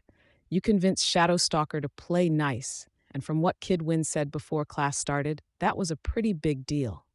Maybe I'm wrong, I don't know your team like you do, but I'd guess that if you don't fix this, your team won't forgive you for a long time." "Yeah," he swallowed. Was she using her power? He was getting a bad vibe from her, like he was locked in a cage at the zoo with a murderous jungle cat. She poked him in the chest with a finger. "A real apology. You own up to what you said and did, acknowledge that it wasn't fair of you to say, and you promise to do better in the future. That probably means you should cut Weld some slack, because Vista wants you to." "Okay. Right, okay." She pushed his shoulder, making him stumble in the direction Vista had gone. "Easy to forget how strong she is. Now go." He ran. "Definitely don't get the sense I'm forgiven there." He checked 2 empty rooms and made one nervous check of the women's bathroom before he found Vista halfway down the stairwell at the rear of the building. She had one leg up on a higher stair than the other, her hands clasped around her knee. She turned her head partway, acknowledging that someone was there, then wiped at her eyes with the sleeve of her costume. "I'm sorry," he spoke to her back. "You're a jerk." "I am. I'm the worst jerk." Vista twisted around to look up at him. "You said that in front of Glory Girl, too. He was her boyfriend." "I know. She said she understood and that it was okay, but I don't know how true that is. Before I figure that out and work out how to make it up to her, I want to make sure you're okay." She hung her head. It was a long time before she spoke. "He was the reason I looked forward to coming here every day." He walked down the stairs and sat down next to her. "Yeah. I knew I didn't have a chance with him. He was way older, he was rich, handsome, he was dating Glory Girl, or they were just getting over a breakup, or he was starting to patch things up with her for the millionth time. There was never a good time to talk to him one-on-one, unless we were out on patrol together, and I don't know what I would have said if there had been a chance. He liked you. He was fond of you." Vista gave him a sidelong glare. "Are you lying to me?" "No. No. I'm saying he actually enjoyed doing patrols with you. Never had an unkind word to say about you." She interrupted. "He didn't have an unkind word to say about anybody." "Not exactly true. When Piggy caught on to the fact that Shadow Stalker was doing solo patrols every night, made us take turns going with her, he had a few things to say. About both Piggy and Shadow Stalker." Vista smiled slightly. "He enjoyed your company, Missy. There were little signs, but I believe it. When Triumph or Aegis assigned him a patrol shift with Kid Win, Browbeat, or just about anyone else, it was okay, or yes, sir. But when it was with me or you, it was great, or he'd just smile really wide, like it had made his night. It sounds dumb when I say it out loud." "No. I kind of noticed that too. I thought it was wishful thinking." Clockblocker sighed. "He was a good guy, and it's ucky. You can swear around me, Dennis. I'm 13, not 8. He smiled a little behind his mask, feeling embarrassed. "Okay, sorry." More seriously, he admitted, "It's shitty of me to snap at you for doing what he would do. Glory Girl said I should let the grudge toward Weld go, partially for you, and she's right.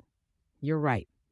I am angry at the pointlessness of what happened, what's still happening out there. I get frustrated and angry when I'm here because I feel like I should be out on the streets. I get pissed off when I'm out on patrol because I feel like I should be with my family. But when I'm with my family, I feel frustrated and helpless because I can't do anything there." He stopped himself before he admitted the full extent of his difficulties back home. "I was taking it out on the new guy when he probably doesn't deserve it." Vista let her head rest on his arm. "I miss the old Dennis. The guy who picked a sort of rude code name and announced himself in front of the news so Piggy and the other people in charge couldn't really make him change it. Because it was funny, because he liked pushing the limits, and because he saw this all as something fun. The new Dennis is so angry. Now I guess I get why. Aren't you? Angry at everything that's going on? At the unfairness of what happened? She shook her head, which amounted to rubbing her head against his shoulder. Yeah, but you can't let it consume you. If you really don't like Weld, you don't have to force yourself to get along with him. But don't stay like this. Don't stay angry. He nodded. It wasn't so easy, though. Letting things go, relaxing, he couldn't help but feel like he'd fall apart if he did. He couldn't get his hopes up about Panacea's willingness to help his dad, and facing any of that head-on, without a buffer of smoldering fury, it might leave him unable to serve and protect the people who really needed it. He felt his pulse quicken a step at the thought of it. He hedged his answer. I'll work on it. Sorry if that's been bothering you. It's okay, I'm tougher than I look. She bumped one fist against the armor that covered her chest. And I'm sorry again for saying what I did. You're good people, Missy. Want to go back to class? She asked. If you're okay? She nodded. When they returned, the Wards and Glory Girl were out in the hallway. The PRT officers were rushing out of the room, pulling their helmets on. You're back, Weld informed them. Just in time. Class is canceled. We've got trouble. The scene was set up in the husk of a building. Walls loomed on three sides, but there was no roof remaining.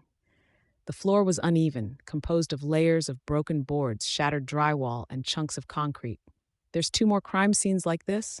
Clockblocker asked, eyes wide. He craned his neck upward to look above them. Yeah, Weld spoke. It's the middle of the day, Kid Wynn spoke. Broad daylight. Clockblocker looked at the overcast sky above. Not quite daylight, and people weren't around. It was still ballsy, and more than a little scary. On each of the 3 interior walls of the older building was a body, 20 feet above the ground. Each had received a different kind of treatment. To their left was a corpse that had been flayed, the gender no longer identifiable. Directly opposite their group was the corpse of an obese woman, charred black. Completing the scene was the body of what appeared to be a homeless man, or one of the people who'd been rendered homeless by the recent disaster, judging by the layers of clothing he wore. His limbs had been severed at each joint, then reconnected so each was joined by a short, foot-long length of chain. Nails placed through the chain kept him in position, head hanging, a macabre puppet with an overlong body. The chains jangled and swung in the wind. Occupying the same building as the corpses was a familiar group. Trickster, Sundancer, and Ballistic stood beneath the corpses. A winged figure that might have been a gargoyle, demon, or dragon was clutching to the sides of an empty window frame with 3 talons, the other reaching toward the homeless man. Genesis. Pardon the cliché, but this isn't what it looks like, Trickster spoke. I believe you, Weld spoke. I've read your file, and this isn't your M.O. Excellent, excellent. I commend you, Trickster tipped his hat. Then we'll be on our way? No, but if you come into custody, you'll arrest us for any number of other criminal charges we've got waiting, and you can't promise that one of your superiors won't try to stick us with the blame for this. Weld frowned. Let us go. Whatever happened here, it deserves your full attention. You should be trying to find and capture the real criminals. This guy here was still alive when we arrived. Trickster pointed at the man with the chain limbs. Can't do that. You're still suspects, regardless of how much this deviates from your usual methods. A shame, Trickster bowed. In the blink of an eye, Weld disappeared, and Genesis loomed in his place, 8 feet tall and nearly as broad across the shoulders, a body of pebble-like scales, heavy with muscle, a short tail, and broad bat wings sprouting from her shoulders. She spun to face the rest of the wards as Weld fell from the window. Ballistic turned on the fallen captain of the wards, unloading a barrage of debris and rubble to keep the metal-skinned boy off balance and on the defensive. Clockblocker lunged for Genesis, hand outstretched. He was mere inches away when Genesis disappeared from in front of him. Or rather, Clockblocker had been moved somewhere else. A lack of proper footing made him stumble, and he nearly collided with one of the dilapidated walls of the ruined building. As he spun in place, catching a glimpse of Genesis exchanging blows with Glory Girl, he had his position swapped yet again. He found himself once more with his back to the brawling pair. One of them bumped into him, and he sprawled. If only he'd been able to tell if it were Genesis or Glory Girl that bumped into him. Had he known, he might have used his power, taken Genesis out of the fight. Annoying. He climbed to his feet, wary of more teleportation hijinks. Kidwin wheeled on the spot to raise a square-nosed pistol and fire what looked like a brilliant blue flare at Trickster. But the teleporter swapped positions with him.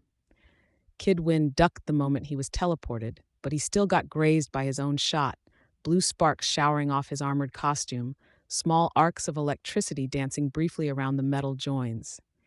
Sundancer created her flaming ball, small, but still far too bright to look at, and sent it after Kidwin. The young hero scrambled for cover, dropping his gun in his hurry to get away from the superheated orb. Flechette moved to shoot, then reconsidered, threw a handful of darts at Trickster instead. The darts disappeared in midair, and splinters of wood and small stones dropped straight out of the air where they had been. Really fucking annoying. Clockblocker revised his summation of the teleporter. Shadowstalker had positioned herself on the ragged top of the wall where the roof had crumbled away, high above the skirmish, cloak billowing. She fired a shot at Ballistic and Sundancer, reloaded as Ballistic sent a piece of rubble flying through her shadowy form, then fired again. The travelers had body armor, so she wasn't doing more than distracting them. The needles of the tranquilizer darts wouldn't pass through the durable armor or material. "Red Rover," Vista shouted. "Go! Good girl." Clockblocker dashed for Trickster, and the distance between them compressed to a matter of feet, the highest points in the uneven ground flattening to make running easier. Trickster swapped him with Vista, placing him several feet back. Ahead of him, he could see the girl where he'd just been, within a few feet of the teleporter. Clockblocker found his footing, darted forward once more. Again, Vista's powers helped close the distance. Kidwin, Flechette, and Vista joined him in charging the enemy, so that Clockblocker wouldn't be set too far back if he was teleported to their locations.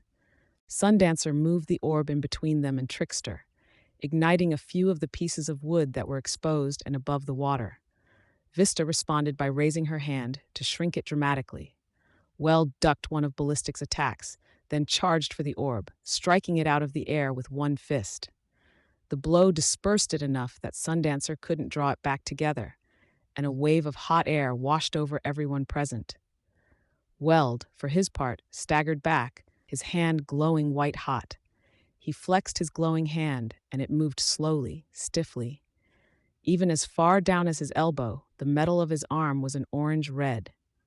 Clockblocker didn't get a chance to see if Weld was okay.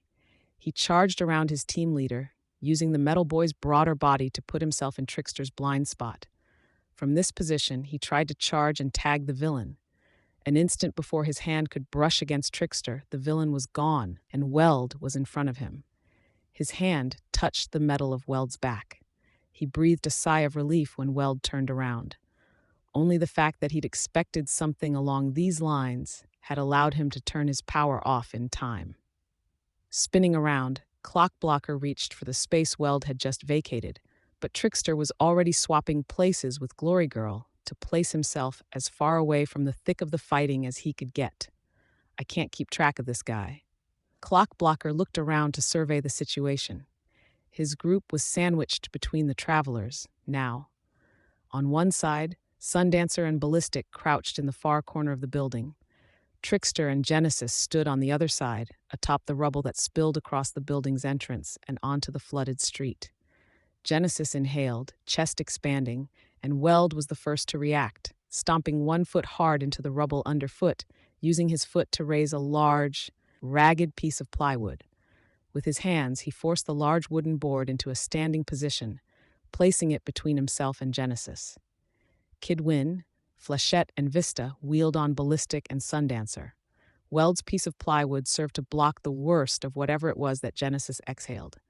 From what Clockblocker could see around the plywood, it was a dark, gray-black vapor. Wisps billowed around the edge of the board and drifted their way. It had a bitter smell and taste, like ashes mixed with something foul. Even inhaling a trace of it through the air holes of his mask forced barking coughs from his lungs. His teammates seemed to be in rougher shape, Vista falling to her hands and knees. The Changer's exhalation hadn't even reached them directly. So that's what a Changer 9 brings to the table. Different forms, each with their own powers. Weld staggered as Genesis lunged forward, and Clockblock jerked low under Weld's arm, planted a hand against the plywood. He felt his power snap out to encompass the material, and he fixed it in place, cutting it off from the flow of time. A second later, he felt a heavy hand on his shoulder. Weld, standing over him, gave him a quick smile and an offered hand. He returned it with the briefest of nods and took Weld's hand to stand straight. Together, the pair of them stepped back and away to see Genesis rising into the air with heavy flaps of her bat-like wings up, inhaling to prepare another blast of the noxious smoke. He felt oddly calm as his group squared off against the villains with some of the highest power ratings in Brockton Bay, beneath the grim display of the 3 hanging corpses. He reached into the slot of the armor at his side and withdrew 2 sheaves of paper. Moving his thumbs in one direction, he fanned out the papers, holding them like anyone else might hold a pair of knives. He realized what it was, this calm. Whatever else it was, this fight was a refuge from that feeling that had plagued him since the fight with Leviathan ended. The feeling that he was always in the wrong place, doing the wrong thing at the wrong time, in the face of a city in crisis and a dying father. This right here was where he was needed. This is what I'm here for.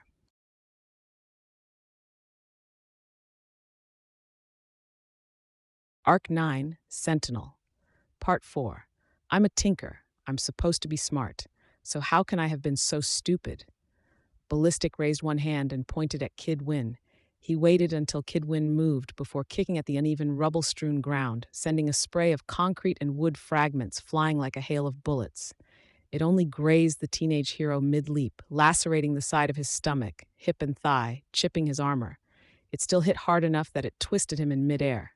He landed on his back atop the rubble that covered the ground, grunted. "Hey!" Ballistic bellowed. "Little girl."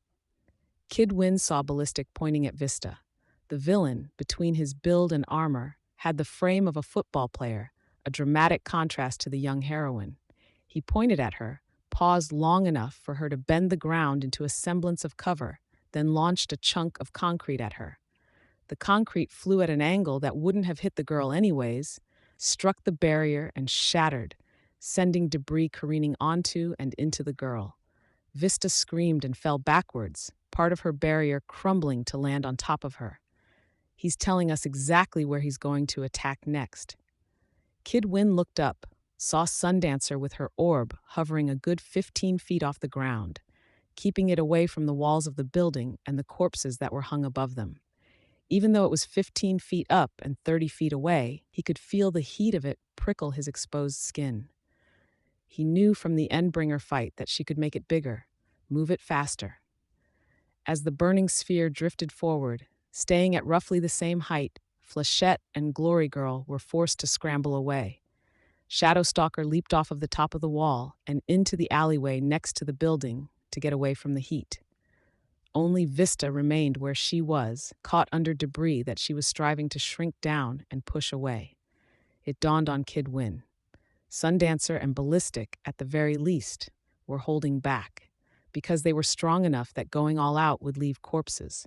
The revelation didn't make him feel any better. In fact, it was just the opposite. If these guys got desperate or panicked, they might stop being so polite about it. Trickster and Genesis were tangling with Weld and Clockblocker. Clockblocker was putting paper in the air, freezing it to give himself footholds to go after his flying opponent.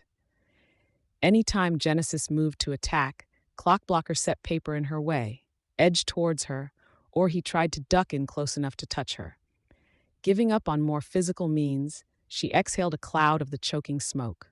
Clockblocker and Weld both worked together to minimize the spread of the cloud, using paper and plywood, freezing it in place with Clockblocker's power. Kid Win decided they had a handle on that. It was up to him to help against Ballistic and Sundancer. As he climbed to his feet, breaking into a run before he was even standing straight, He raised his spark pistol and fired off a series of oversized blue sparks at Ballistic. Trickster managed to teleport him again, swapping his position with Ballistic's.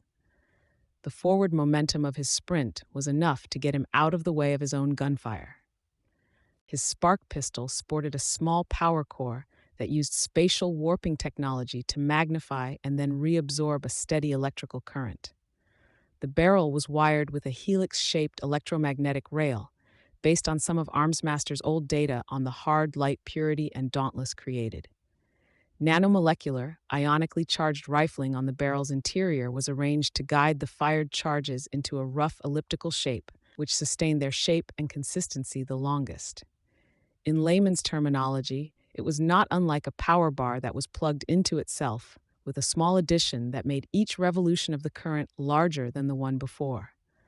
An attached battery kept the current going. The shots themselves were hard electricity condensed into balls, which meant they had a physical impact to them due to how they carried and transferred kinetic energy. Given how the weapon charged, waiting a few seconds between shots meant the next shot hit harder, up to a limit. I can make something like this, which is brilliant. Then I go and dismantle my fricking hoverboard to get parts for a project I never even finish. Idiot. Ballistic marched towards Vista, who was trying to climb to her feet. He was intercepted by Glory Girl, who slammed him into a wall. She punched him, drove her knee into his gut, then slammed him against the wall again, to keep him off balance and hurting. Ballistic slumped against her and grabbed at the collar of her costume for support. A second later, Glory Girl was a blur, disappearing into the skyline. His attacker gone, Ballistic fell onto his hands and knees with a grunt. Flechette threw a handful of darts at Sundancer, pinning the girl against the wall. Somehow Flechette had avoided Trickster's attention. How? Kid Win turned to look, saw that she was standing, so her body blocked Trickster's line of sight to both the darts and his teammate, so he can only teleport what he sees. Kid Win moved to mimic Flechette's technique, running to a position where he would be between the injured Ballistic and Trickster. He cocked his spark pistol. He was nearly lined up for his shot when his gun disappeared from his hand, an awkwardly sized piece of wood taking its place. A second later, his mask and visor cracked against a hard surface. He had to grip the wall to steady himself and keep from falling. He'd been teleported. Then the wall moved beneath his hand, and he heard Clockblocker shout, "Get down, kid!"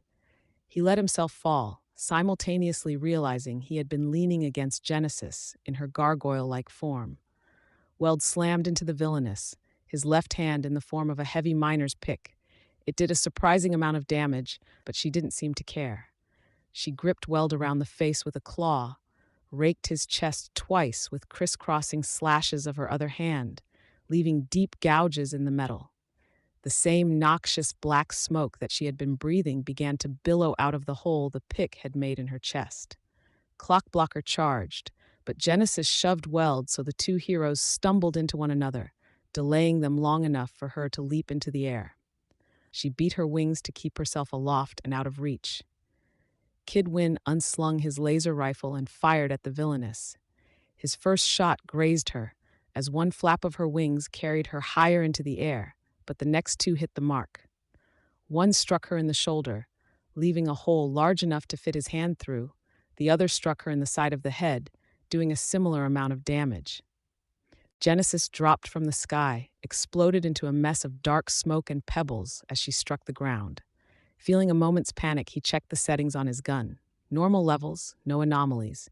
It could heat metal and other inorganic materials, cut through more fragile materials, but against a person, it wouldn't do more than hurt and maybe leave the mildest kind of burn.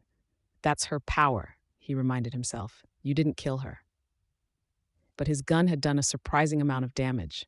Was it some interaction with how she pulled her new shapes together? A specific wavelength, a weakness to lasers? He wasn't about to complain. He wheeled around, fired on the other villains. An injured Ballistic opened fire on Vista, discharging a series of pieces of rubble at an angle. It struck the ground just in front of the girl, and fallout from the impacts showered her. Each shot drove her back further, buying him a chance to limp to Sundancer's side. He touched the darts that were fixing her to the wall, sending them flying into Weld's face. Fuck, Weld cursed, the metal spikes of the darts jutting out of his jaw, cheekbone, eyebrow, and forehead. Takes forever to get my face right after something like this. Trickster's teleportations had placed the enemy's group in the interior of the building, with the wards surrounding them. Surrounding one's enemy wasn't quite an advantage when the enemy could teleport, but for a moment they all paused where they were, various weapons at the ready. It was the kind of momentary peace that fell when everyone was waiting to react to what the others were doing. A wind blew past them, and Kid Wind blinked as a fat droplet of water spattered against his visor. It was starting to drizzle. He glanced up at the corpses where they hung on the walls of the building. The water's going to wash away the evidence if you don't let us go and hurry to check on the bodies, Trickster spoke. Crime scene techs can't get here in time with the roads like they are, Weld spoke. And we're not allowed to touch the evidence anyways. Rules. Rules? You shouldn't sweat those things so much. Trickster chuckled. Here, I'll help you out. Weld disappeared, and the burned corpse flopped to the ground. Shit, Clockblocker shouted, running forward. Weld dropped from the wall for the second time in a matter of minutes as the restraints intended for the woman's corpse tore free of the concrete. Vista reshaped the wall to ease his descent. Kid Win raised his laser rifle to fire at Trickster. Dumb. He regretted it the second his finger left the trigger. As he predicted, he found himself somewhere else in the blink of an eye, and the impact of his own gunfire slammed into his back, intensely hot.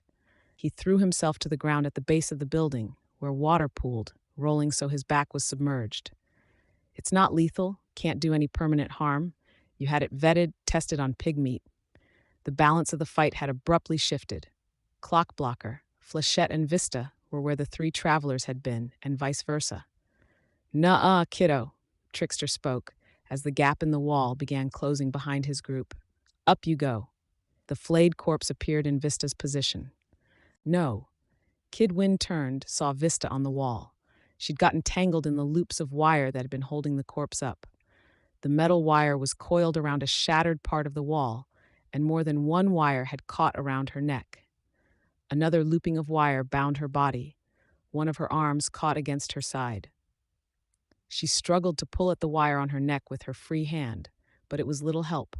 The wire pulled so tightly against her throat that Kid Win feared it would cut her skin. Trickster! Sundancer cried out, horrified. Just run, was the villain's only reply. The three villains started running, leaving the building behind, their footsteps sloshing and splashing. Kid Win raised his laser pistol, aimed carefully, then fired, landing the shot a half-foot to the right of Vista's throat. The wires heated and split, freeing her, and she dropped a foot before catching on more wires. Nothing dangerous this time, but it was a fair distance to fall, and one slip could see her getting cut on the wire, strangled or cracking her head open as she fell. Shadowstalker materialized behind Trickster, catching him around the throat in a headlock. She used one foot to kick his feet out from under him, and then forced him face first into the water. Kid Win hesitated. Help her or help Vista? Vista. Shadowstalker would say she could handle herself. Made a point of trying to. He fired more shots to free Vista, missing the wires one or two times. The heroine, for her part, focused on angling the wall beneath her to allow herself to slide down instead of falling the full distance. Ballistic shot Shadowstalker, driving her back. The attack had left a gaping hole just below her heart, the edges wispy. The gap closed, but the attack had separated her from Trickster and hurt her badly enough that she crumpled to the ground, a hand to her chest. Kid Win fired a salvo at the retreating villains, grazed ballistic. Sundancer turned, directing her orb between their groups. She dropped it into the water. Massive clouds of heated steam rose where the orb met water, obscuring the battlefield. By the time it cleared, the villains were gone. It took a minute to check that none of them had suffered any permanent damage. After some debate, they moved the bodies to a more secure, dry spot inside the building. Glory Girl managed to make her way back 2 minutes after the travelers were gone, helped with the last body that still hung on the wall. By the time they were done, the rain was pouring down. Kid Win stared down at the corpses, an ugly feeling in his gut. He was dumb, easily distracted, prone to leaving his projects unfinished, and it was moments like this that this knowledge hit him particularly hard. His dad had made him get tested, and the doctors had labeled him with ADD and dyscalculia. He held to the opinion that the ADD diagnosis was way overused. He liked to think that he was just a daydreamer, prone to getting lost in his thoughts. The dyscalculia was something concrete that he couldn't deny or explain away. He couldn't keep numbers in his head, couldn't make the most basic intuitive leaps or connections with them. All of that had been before he got his powers. Nothing had changed, except that now he could visualize something, instinctively know how he could put it together. His disability or disabilities put him a step behind the rest. His daydreaming was worse because his thoughts were so damn interesting now. He couldn't take reliable measurements without using computers to do it. Couldn't finish half his projects without feeling compelled to move on to something else. The PRT staff insisted he was exceptional with antigrav and guns, had it even marked in his file, but he knew it wasn't so true. He finished his guns because they were simple in their own way. It was easy enough to take 3 half-finished gun projects and mash them together, create something with multiple settings even. As far as he was aware, he was the only tinker in the PRT's records that didn't have a defined specialty, gimmick, or trick. He was increasingly worried that his special talent as a tinker was being able to occasionally make something despite his learning disability, which would suck if it were true. There were exceptions. He'd finished bigger projects. His hoverboard, driven by the idea of how awesome it would be to fly. Even then, it had been a chore, monumentally stupid of him to dismantle it. The idea and motivation driving the action had been good. He was graduating the wards in a little while. He'd be expected to change his name and adjust his methods, because an adult calling himself Kid Win was lame. He'd had an idea about a harness with a floating array of turrets that could fire different munitions depending on what gun he holstered in the main slot, self-adjusting and adaptive the way his alternator cannon was. Except he'd gotten frustrated at a snag in the testing, put it down to take a break, and hadn't picked it up again in 6 days. His hoverboard had effectively been destroyed for no reason, when it might have made the difference in getting the travelers into custody. His alternator cannon was the real gem. It had been the result of a medication the PRT's doctor had prescribed, which he'd been forced to stop after 2 weeks when he began to get increasingly dizzy, anxious, and nauseous. While he'd been taking the pills, he'd been focused, had a glimpse, maybe, of what he could do if it weren't for his distractibility and daydreaming.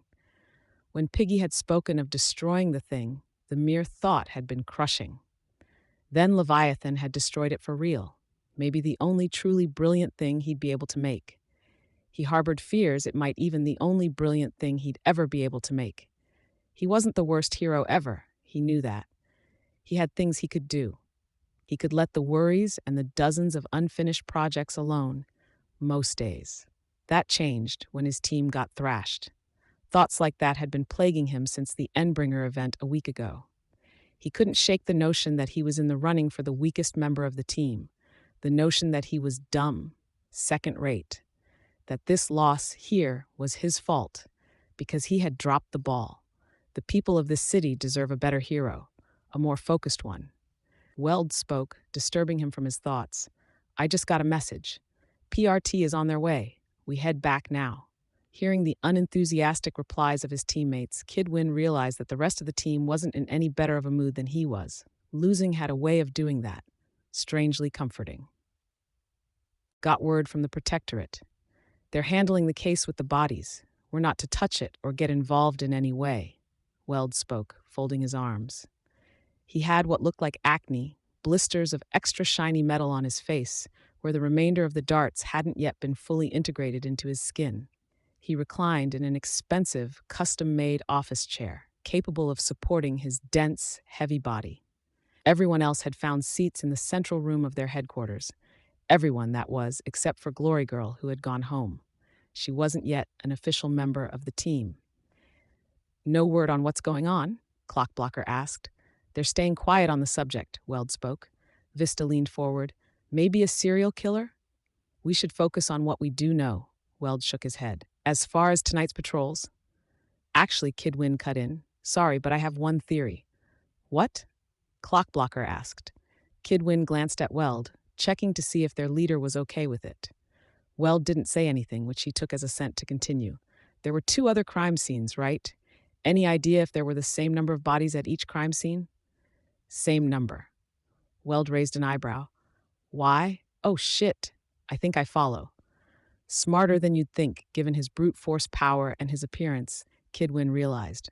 Or I'm just that bad with numbers. The connection took me 20 minutes to make. 3 crime scenes with 3 bodies each. So it'd be 9 bodies? Clockblocker asked. Each killed in some different way? I don't see what killer that would fit with. Not one killer, Kidwin answered. 9 bodies, each for different killers. The Slaughterhouse 9, Clockblocker leaned back in his seat, groaning. Fuck, that'd be all we needed. Wouldn't be the first time they've arrived at a location in the wake of an Endbringer event, Flechette pointed out. Maybe it's them, Weld conceded, and maybe the Protectorate figured that much out with the clues they have from the other 2 scenes. It could be someone or something else. Either way, it's not our case, not even in our league, and we should stay as hands-off as we can manage. We need to talk about patrols and tonight's duties. The grunt work. Flechette offered a literal grunt to punctuate the statement. Kid Win and Clockblocker chuckled. Vista's due for a patrol, and as a young member, she has to go with someone. Lily?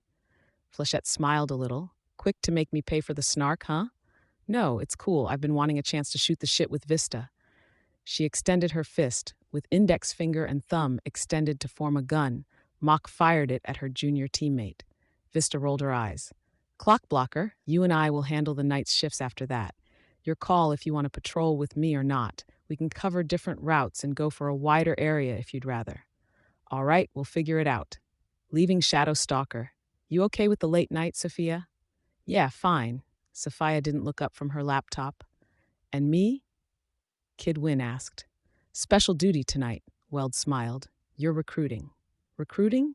There's a kid calling himself Chariot, been racing around the city with a powered suit that lets him move 100 miles an hour. Assault finally caught up with him last night, brought him into custody, wound up calling the kid's mom, got him to agree to talk to our recruiter. You'll be meeting the kid in his home. Why me? Shared interests. You're both tinkers. You have the best idea of how he thinks. Kid Win nodded. He couldn't quite put his finger on what he was feeling, a measure of excitement at the idea of getting to talk to another tinker that wasn't Armsmaster? Sure. Fear? Would he be replaced by a new tinker? It was an immature thing to be spooked about, he knew that, but that didn't make it any less real. Cool, he spoke, by way of agreement. You convince him it'll look good to the guys upstairs, Weld informed him. Right, great. Pressure. Now on to a more serious topic. I'm seeing that this team is really disorganized these days.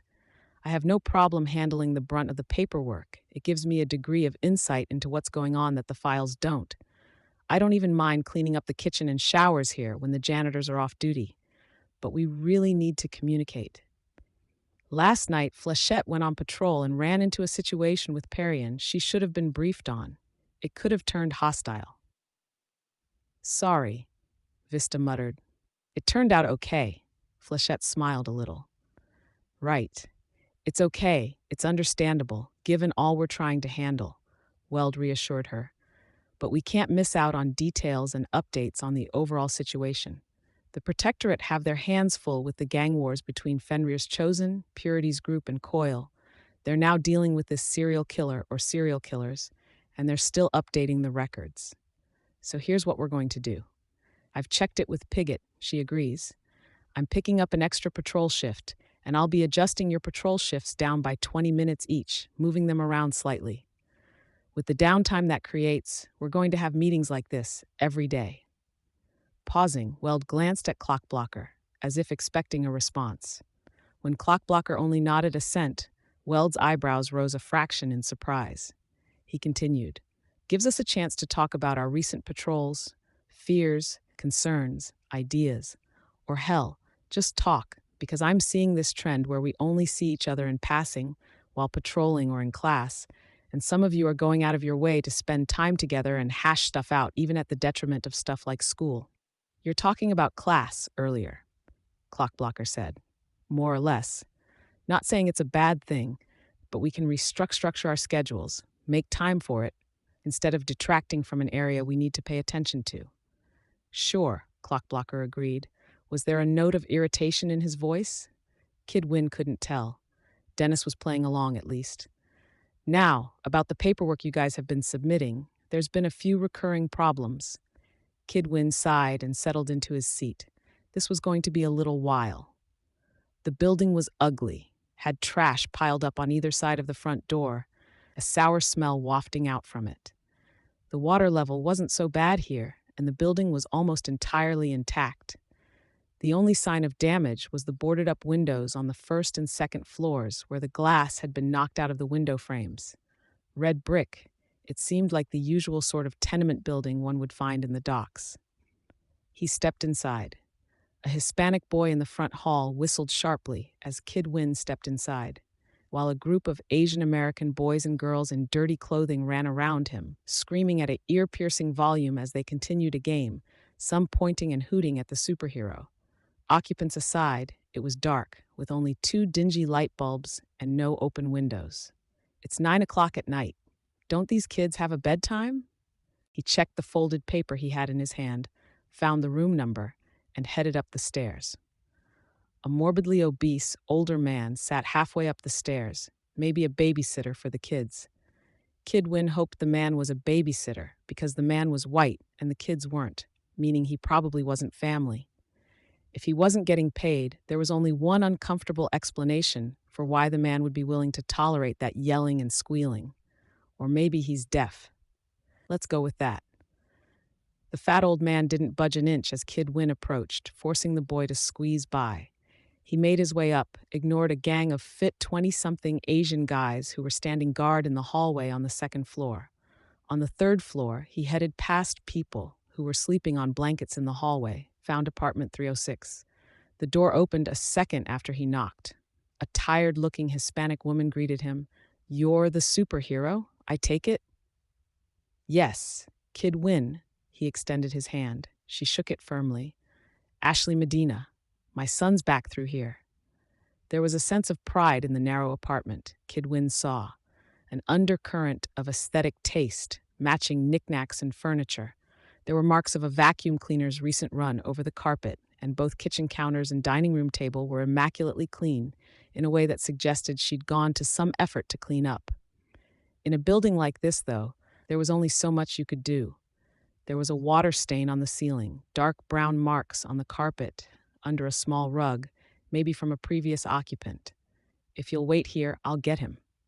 Kid Win sat on the sofa. He noticed the cathode ray tube television was missing its screen, had been gutted, quite likely for parts. The toaster was a goner, too. Only the wireless modem in the corner of the kitchen had survived, green lights blinking. He has priorities, at least, Kid Win thought, with mild amusement. Gotta have an internet connection. When Chariot arrived, Kid Win stood, offered a hand. There was a delay before the kid shook it. He was lanky, with big ears and close-shorn hair that made him look slightly goofy, but he had a wary look in his eye. He wore a t-shirt and jeans that were stained with grease, had lots of little cuts and stains on his fingers, hands, and forearms. "Been there. Substandard tools, not enough parts. I can use that. Please sit," Chariot's mother said. Kid Win obliged. Chariot was the last to take a seat. Was he reluctant? Something else? "Chariot, is it?" Kid Win ventured. "God, hope I don't fuck this up." Was the non-committal reply. "Just to give me an idea on a scale of 1 to 10, how interested are you in maybe joining the wards? 10's high? 10's a lot of interest. 4. Trevor," Chariot's mom admonished. "They offer funding education." "We do," Kid Win interrupted. "If mom pushes, this guy's only gonna get less interested." "Shit, a 4 is low.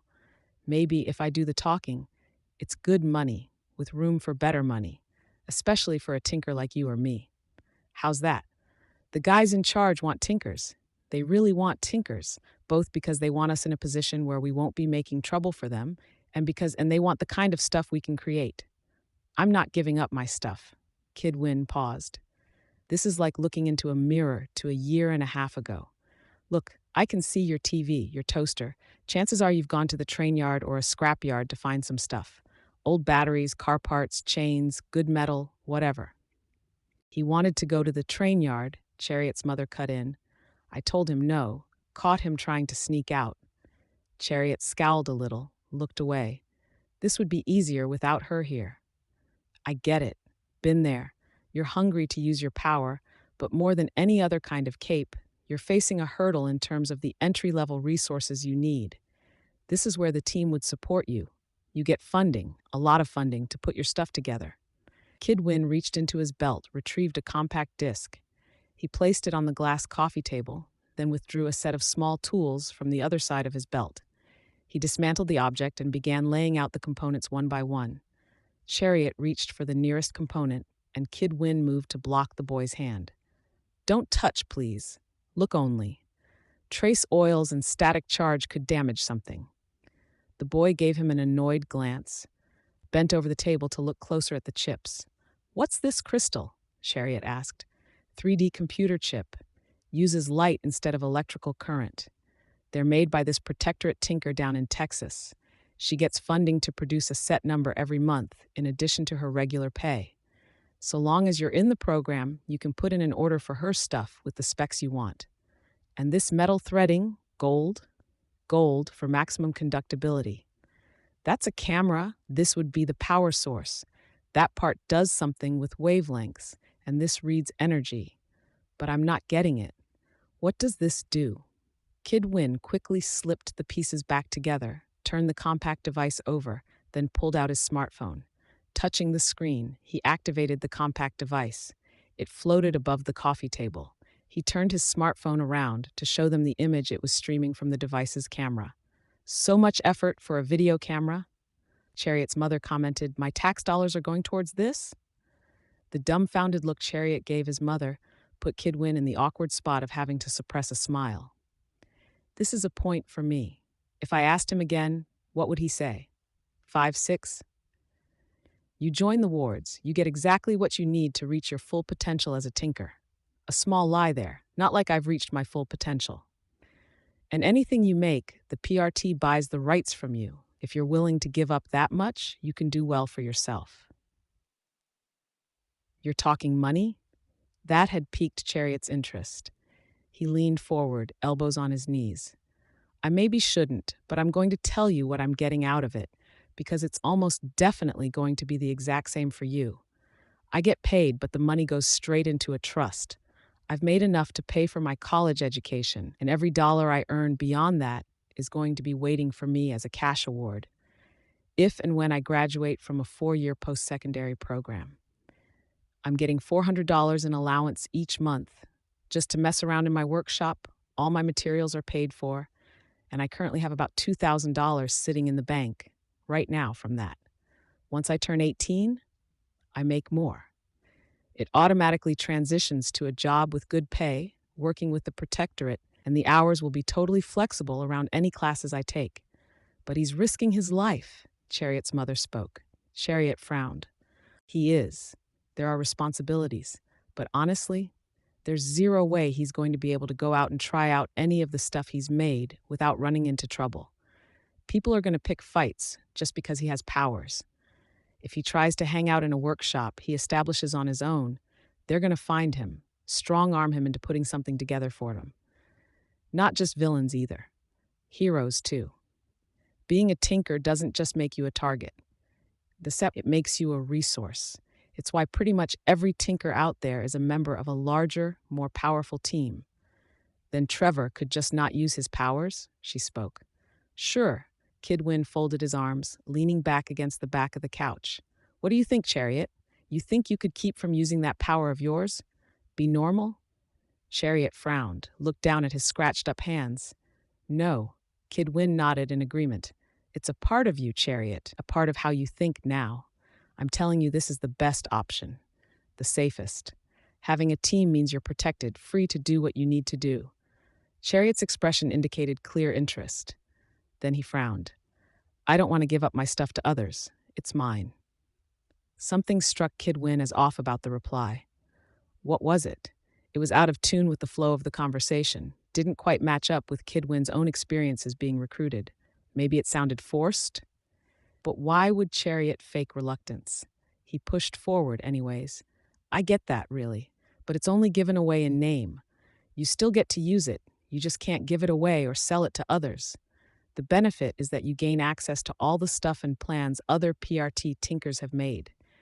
I can't show you any more of that than I have, but the fact is, you'd be able to look at my blueprints as easily as I could look up yours, get inspiration. Or you could look at the sort of stuff Dragon makes. Chariot's eyes lit up. Tell me you're not interested now. I'm kind of interested. Again, that vibe. Pretending he's not as interested as he is. They can't force you to join, but they do want you on the team. There's no negotiating. You'd get the same I get, pretty much. So if you're holding back or trying to fake like you don't want to join when you do, you're just wasting your time and mine. I'm not, Chariot replied. Defensive. This is a big deal. It is, so take my card. Call me if you have any questions or if you want me to pass on word that you're joining the team. Kidwin fished in his belt and then handed his card to the boy.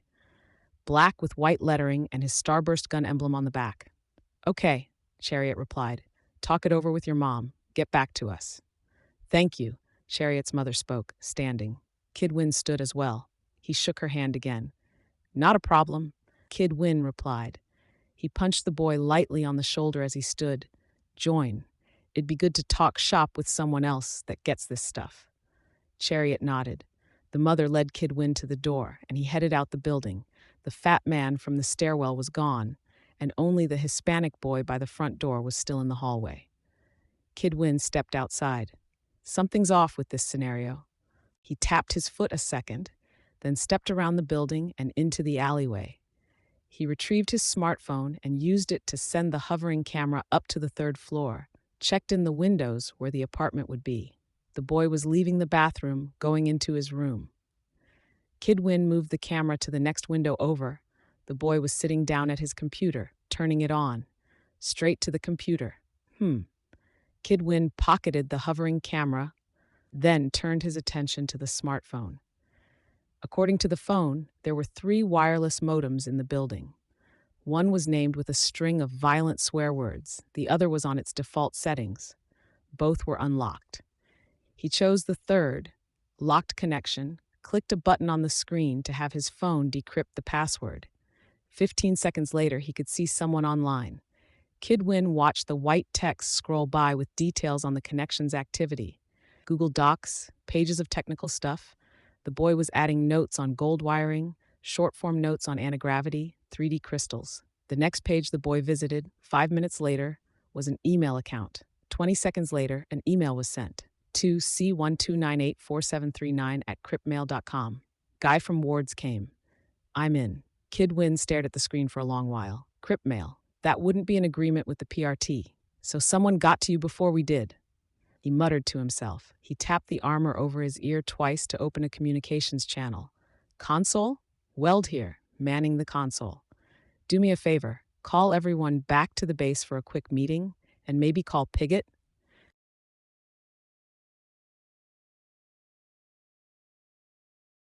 Arc 9. Sentinel. Part 5. Don't cross the yellow line, Flechette spoke. Right, Vista agreed. I got the message the last time I came this way. Flechette leaned forward, found a string beaded with water from the rain. She plucked it twice. Parian sloshed out from a nearby alley. A 9-foot-tall rabbit with an eye patch and boxing gloves followed a few feet behind her, moving on 2 legs, swaggering forward like it had a chip on its shoulder. It's cute, Vista smiled. Hi, Vista, Parian greeted her. Hi, Flechette. Hey, Flechette smiled. We come bearing gifts. Vista stepped forward and held out a shopping bag. 12 gallons of water, some rice, some tins of beans, multivitamins and first aid supplies.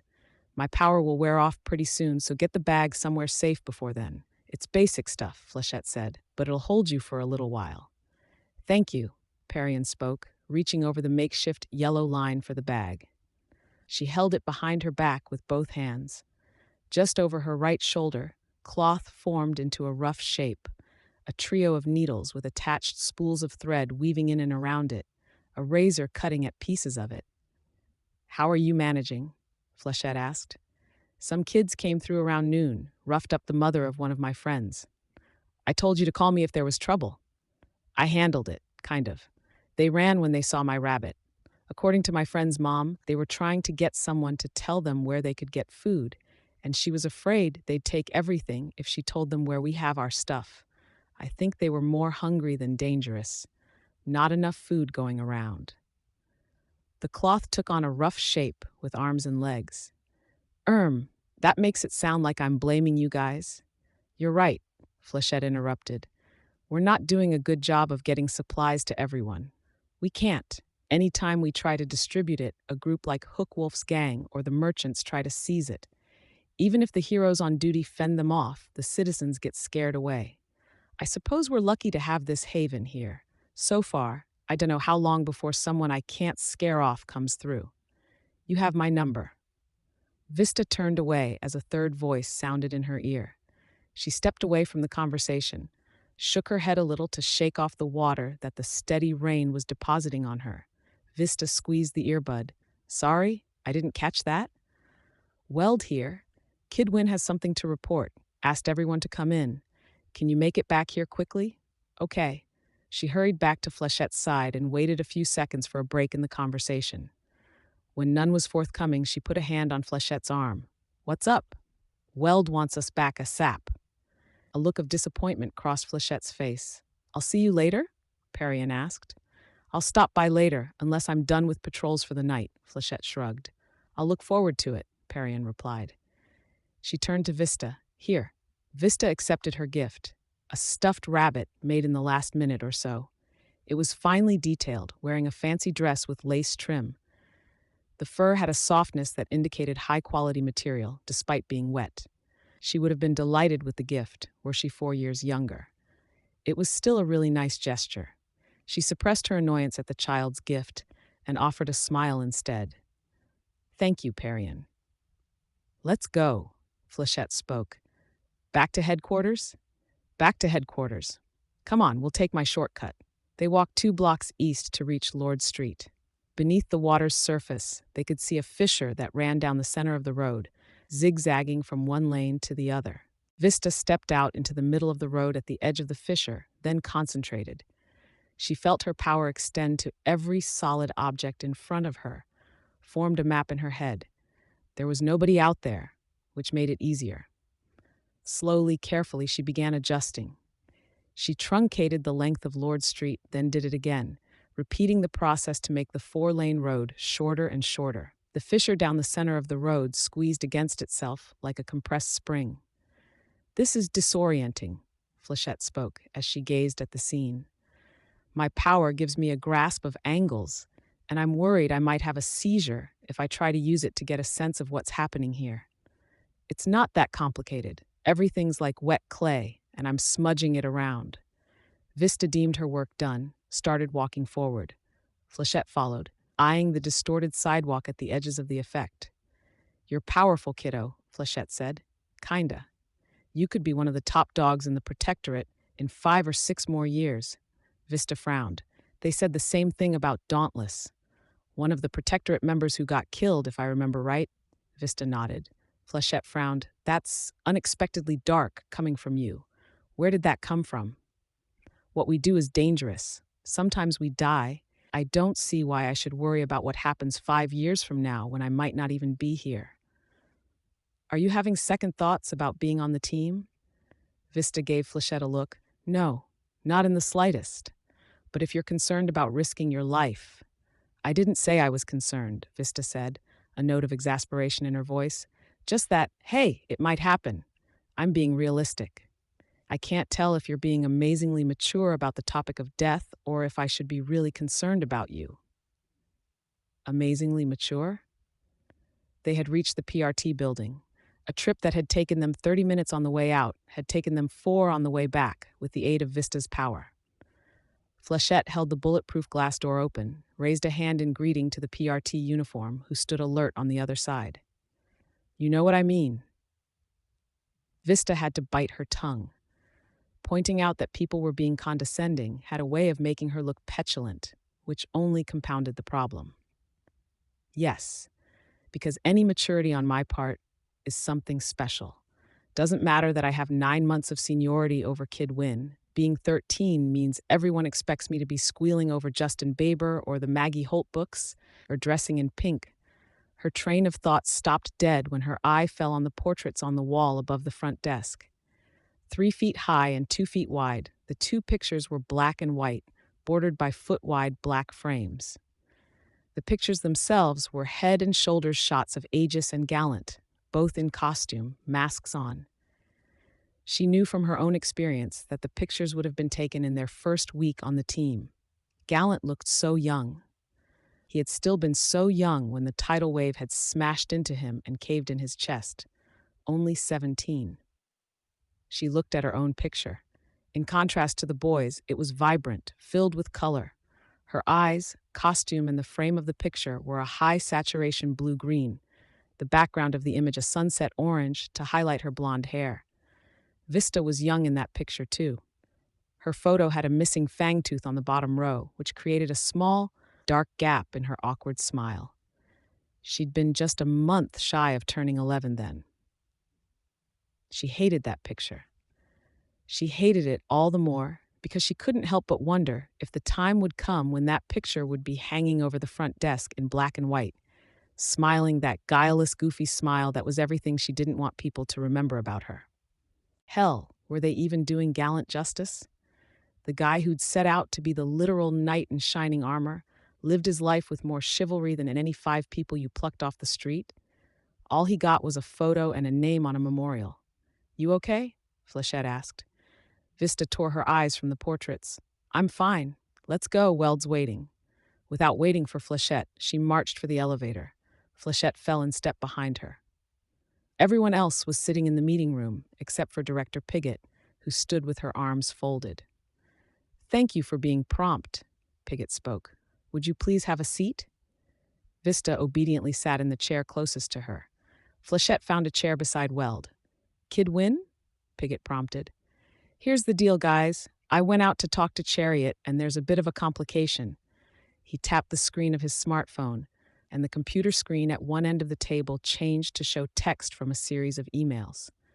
Chariot hasn't yet agreed to join the team, but there's evidence that he fully intends to join as a mole for an unknown party. This evidence was assumed using legal methods, of course, Piggott spoke. Of course, Kid Win grinned in a way that left no doubt for anyone present that he was lying through his teeth. "We believe this unknown party is Coil. There's no other criminals in town that would really do this. Fenrir's Chosen aren't that subtle, and they're too racist to work with Chariot. Purity's group is, again, too racist. The Undersiders aren't well funded enough. It doesn't fit the Traveler's MO. That," Piggott spoke, "and there are prior cases of Coil using undercover operatives." "Prior cases?" Weld asked. "This doesn't leave this room," Piggott spoke. Vista nodded alongside everyone else. "We know there are 3 agents employed in this very building who are working for Coil." "Seriously?" Clockblocker asked. "As in right now?" "Yes," Piggott nodded. "We might have gone entirely unaware, but Dragon found that one face on our security camera footage matched up with that of a known soldier of fortune. On investigation, we found 2 more. Capable gunmen, each with a wide array of skills ranging from facility with computers to multiple languages. Very much the type Coil would employ. We might have arrested them, but I spoke with people with higher credentials and clearance than myself, and we came to the unanimous agreement that it would be ideal to keep those mercenaries employed here. It allows us to keep a close eye on them for knowledge we could use, and we occasionally feed them bad or misleading information, obviously with a great deal of consideration each time. Which brings me to the primary subject of this meeting, Piggott informed them. I would like to do the very same thing here with Chariot. He would work alongside you, quite likely see you unmasked. You would socialize with him, and you would pretend not to know that he is passing on information to his employer. For that, for the risks you would be undertaking, I require your express permission. Kid Win whistled. Dealing with the relationships between team members is difficult enough to begin with, Weld spoke.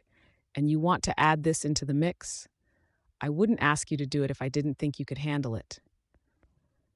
What if we say no? Clockblocker asked. If only one or two of you disagreed, out of fear of your civilian identities being used against you, I would propose splitting up your team's schedules so you did not share any shifts with Chariot. Ideally, this would coincide with each of you returning to school, so your busy schedules could serve as sufficient excuse for why you do not cross paths with the boy. Given how complicated this becomes, I would much prefer that all of you were on board. I have no problem with it, Weld spoke, but I have no secret identity, no friends or family here to watch out for. I totally 100% understand if anyone else has objections. Not a local or a long-term member of the team here, Flechette said. My vote probably shouldn't count, but I'm okay with it if it's what the PRT needs to do. Good, Pigott spoke. And the rest of you? Shadow Stalker was next to agree, followed by Kid Win, Vista, and then a reluctant Clockblocker. Pigott offered them a rare smile. Good. For your information, the earpiece communication channel, the computers at this console, the spare laptops, and the spare smartphones will all be continually monitored by a team upstairs. Your own laptops and smartphones will be free of this prying. This makes it doubly important that you do not lose these possessions or let him gain access to them. He's a tinker, Kid Win pointed out. He might be able to figure out he's being watched. Admittedly true, but I have assurances from Dragon that the programs and devices she has put together are sufficiently discreet. She clasped her hands together. Thank you, Wards, for your cooperation. Your service since the start of the Endbringer event has been exemplary. Trust me when I say I will find some way to make it up to you. She moved to leave, stopped. And Kid Win? Good work. Kid Win smiled broadly. The Wards watched in silence until the moment the elevator door closed. It's really freaking creepy when Piggy acts human, Clockblocker commented. There were chuckles from the rest of the group. Vista's own titter was tinged with relief. The crack was a sign that Dennis was putting out an effort, acting more like his old self. All right, guys, Weld spoke, clapping his hands together once, generating a muted clink. We needed to be ready with a response in case Chariot replied, I'm sorry about interrupting your nights. Lily, could I have a word with you before you head out again?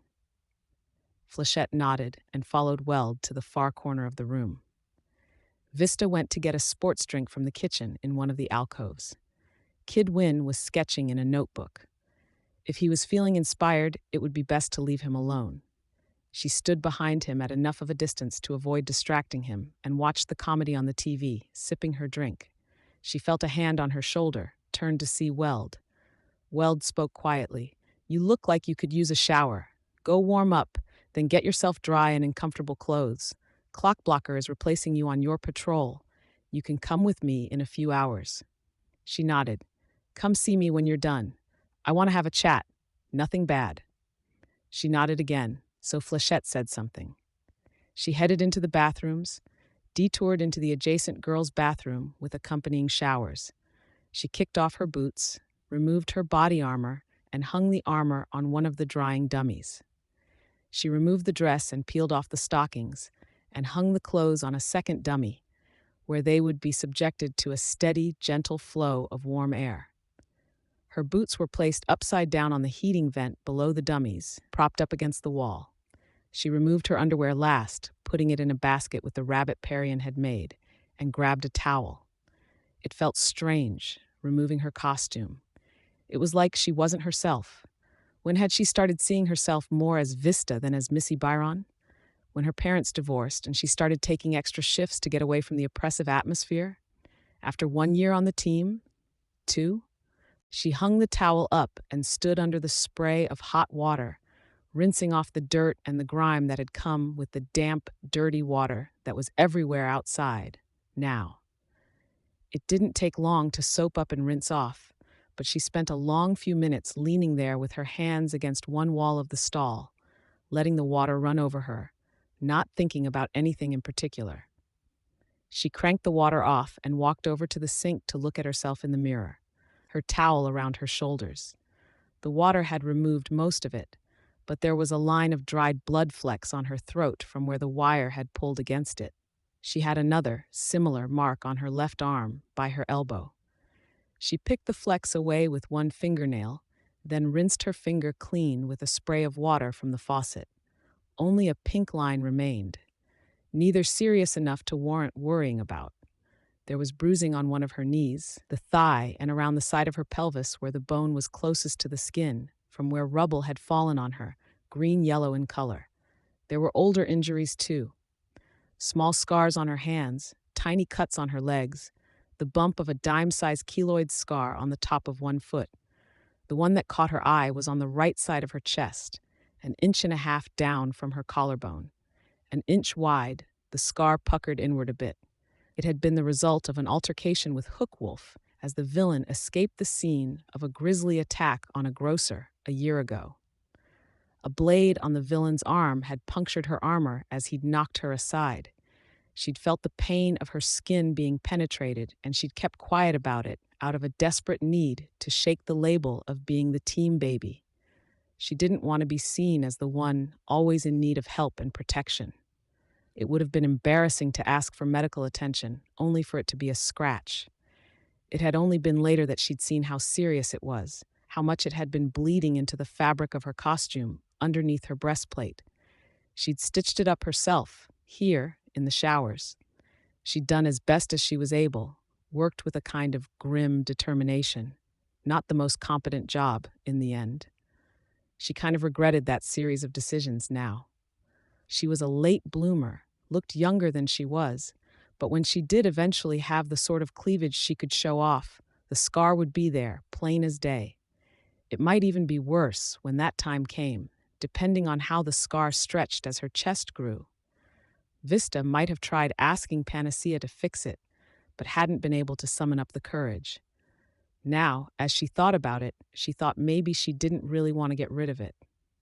A part of her took a perverse kind of pride in the fact that she had a scar, as though it was some kind of proof to herself that she was a good soldier. It was a sort of validation of the philosophy she'd been outlining to Flechette. Why stress about a scar on her chest when some villain could kill her before it became an issue? A toilet flushed in one of the bathroom stalls, and Vista hurried to pull her towel from around her shoulders and wrap it around herself. Hiking it up to cover the scar on her chest, Sophia strolled over to the sink next to Vista. She gave the younger girl a cool look. "Don't freak out, midget. It's not like you have anything worth hiding." Bristling at the midget comment and the crack about her chest, Vista just stared at herself in the mirror, ignoring the girl. Sophia finished washing her hands, then got her toothbrush and brushed her teeth.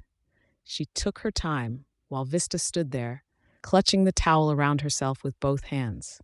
Finishing, Sophia put her toothbrush away, and as she'd been doing recently, put a hand on Vista's head as she passed by. Only this time, she mussed up the younger girl's hair, with more roughness than was necessary. "Carry on, kid." Great, Vista thought. Dennis might be acting more like his old self, but Sophia is too. She combed out her hair, sorting out the tangles that Sophia's attention had given her, dried off, and then went to her locker to get a change of clothes. A t-shirt, sweatshirt, and flannel pajama pants. Comfortable clothes. She pulled on slippers and went to find Weld. Sophia was manning the console, browsing Facebook. Kid Win was testing out the armor. 4 guns with the size and shape of large pears were floating around the shoulders in a loose formation. Rather than distract Chris or have to deal with Sophia again, Vista left the headquarters and headed into the elevator. Weld's room was in the hallways 1 floor up, opposite Kid Win's workshop. The door was open, and he was there, reclining on the heavy-duty chair of the same model as the one he had in the conference room. He had headphones on, his feet on a granite counter where his computer sat. She'd never been in his room. Looking around, she saw rack upon rack of CDs, DVDs, and vinyl records. There was no bed, but he didn't really need to sleep, so that made some sense. It was easily possible that he slept in the chair. His head was bobbing with the music until he spotted her. He gave her a quick nod, pulled off his headphones, and turned off the speaker system. "You wanted to talk to me?" she asked. "I sent Flechette on patrol with you because she's got an objective perspective on the team, and I wanted to see if her thoughts on you echoed my own. True enough, you were only out for a short while and she's already expressed concerns." "Okay. Tell me straight up, are you doing okay?" People keep asking me that. I'm fine. Flechette said you were sounding pretty fatalistic when you were on patrol a little while ago. I know you were fond of Gallant, that you were pretty inconsolable when you were in the hospital at his bedside. Vista looked away. And now you're acting like nothing phases you, even the idea of you maybe dying in the near future. I have to know, Missy. Do you have a death wish? Are you going to be putting yourself in unnecessary danger? No, she said. When his expression didn't change, she repeated herself, louder. No. You saw me against the travelers. I don't think I did anything stupid there. You didn't. I just want to do a good job as a member of this team, carry on their memory, act like they would want me to act. I can work twice as hard, be twice as tough, twice as strong, if it means making up for them being gone. That's a pretty crazy burden to be shouldering. It's fine. And it could go somewhere problematic. If you get frustrated, let it consume you alongside this blasé attitude towards death you seem to be adopting. I can deal, Weld sighed. Maybe, maybe not. You know what I think? Vista shrugged. I think you should let your teammates take some of the responsibility there. Trust them to help carry on the legacy. She shook her head. Nobody else seems to care as much. Weld raised a hand. Stop. Let me finish. Remember that your teammates have their individual strengths to their personalities. I don't know enough about Aegis or Gallant to say for sure, but I think maybe Clockblocker is stepping up to become more of a leader in Aegis's absence. It could be part of why there's friction between him and me, even if he doesn't fully realize it. Gallant was sort of preparing to be the team leader for when Aegis graduated, Vista said, her voice quiet. Weld nodded. The impression I've picked up, and forgive me if I'm off target, is that Aegis was the head of the team, the leader, strategist, and manager. Gallant, maybe, was the heart, the guy who tied you all together, kept the interpersonal stuff running smoothly. Would I be wrong in assuming he was the one who handled Sophia best? Vista shook her head. A lump was growing in her throat. Okay, with all this in mind, I have one suggestion and two orders. My suggestion? Stop trying to be everything they were. Be what you're good at, a caring, sweet young woman who everyone on the team likes. My professional opinion is that you have it in you to fill some of that void Gallant left. Use that empathic nature of yours to help others with their own struggles. Be the team's heart. Her eyes started watering. She blinked the tears away. And my orders? Order number 1 is that you go see the PRT's therapist. If I can clear it with Director Piggott, figure out a way to make the patrol schedules work, I'm going to try to get everyone to go. I'm honestly kind of flabbergasted that nobody higher up than me has mandated it already. Okay. In a way, she was relieved at that instruction. Order number 2 is to let yourself cry, damn it. Stop holding it back. Just the mention of crying made her eyes water again. Vista wiped it away once more. I've cried enough. If your body wants to cry, then you should listen to it. It doesn't make you any weaker if you let it happen. You think I've never cried? Looking like I do, facing the disappointments and frustrations I have? Maybe it's self-serving to think so, but I think it takes a kind of strength to let yourself face your emotions like that. The tears were rolling down her cheeks now. She let her head hang, her damp hair a curtain between her and her team leader. He stood, pulled her into a hug. She pressed her face against his shirt. It was soft, but the body beneath was hard, unyielding. It was still very gentle. When she pulled away a few minutes later, his shirt was damp. She sniffled, taking the offered tissue to wipe at her eyes and nose. Weld spoke gently. I'm always here to talk, and the therapist will be there too. Vista nodded. If you need a break from the team, just say the word. I'll talk to Piggott. She shook her head. No, I want to work. I want to help. Okay, then we've got patrol in 2 hours and 15 minutes. Go relax, watch some TV, maybe take a nap. All right, don't you dare let me sleep through patrol. I wouldn't. She made her way back to the elevator, noting the lights were on in Kidwin's workshop. Heading back down to the base, she walked toward her cubicle room. Holy crap, you've been crying again? I thought you were over that. Sophia commented from the console. She was on her laptop, sitting just to the right of the main console. Nobody else was present in the headquarters. Again, the two of them were alone. Was Sophia's nice act only for when others were around? Vista turned, irritated. I was venting a little with Weld. What's your issue? I just really hate crybabies. Sophia turned back to the computer. Crybaby.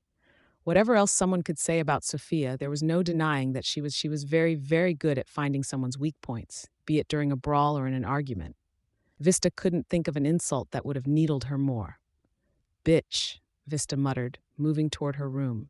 She thought she spoke quietly enough that Sophia didn't hear, but the girl did because she had a response. You annoyed him, you know. Vista stopped in her tracks, stayed where she was, her back to Sophia. She replied without turning around, Weld, you don't know. Gallant, 12-year-old following him around all the time, brimming with prepubescent lust and lovesick infatuation, and he can feel all of her emotions. You know how gross that would be?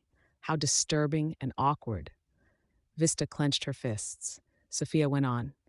Think about it. Every time you got just a little turned on while you looked at him, every time you crushed on him, he felt it, forced himself to smile and play nice, even as you totally repulsed him because he was that kind of guy.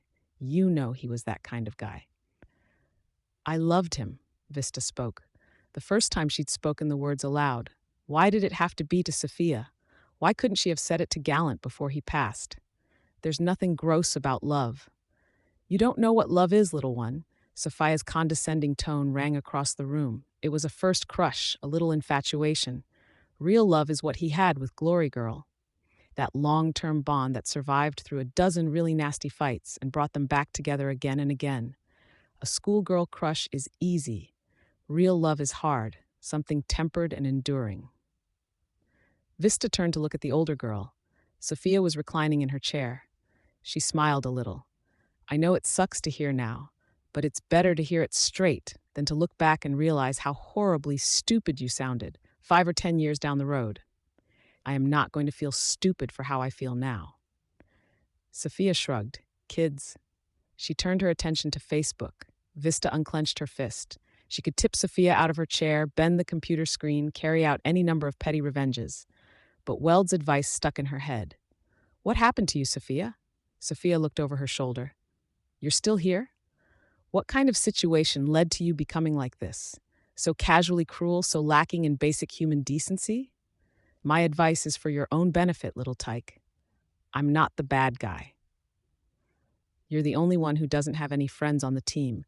You keep yourself at a distance. You talk only with your friend or friends from your civilian life. Even there, you're always in trouble. Getting suspended, picking fights. It's like you want to break your probation and go to some juvenile detention facility for the next few years. Not your business. Out in costume, you're scary. You hurt people like you're hungry for it. I just want to know why. Where did you come from? What situation led to you being like this? Drop the fucking subject. You're irritating me. Vista sighed. Feeling the traces of anger and the hurt from Sophia's words, she still tried to soften her parting words as she turned to go back to her room. If you ever do want to talk about it, I'm willing to listen. I'm not about to talk about it with you. Fix your own shit before you start worrying about me, crybaby. Frustrated, disappointed in herself for failing in her first genuine effort at taking Weld's advice, trying to reach out to a team member that needed it, Vista shook her head, muttered, I pity you. The sound of a laptop crashing to the ground made Vista turn. She saw Sophia in her shadow state, wispy, her skeleton visible beneath her skin, warped.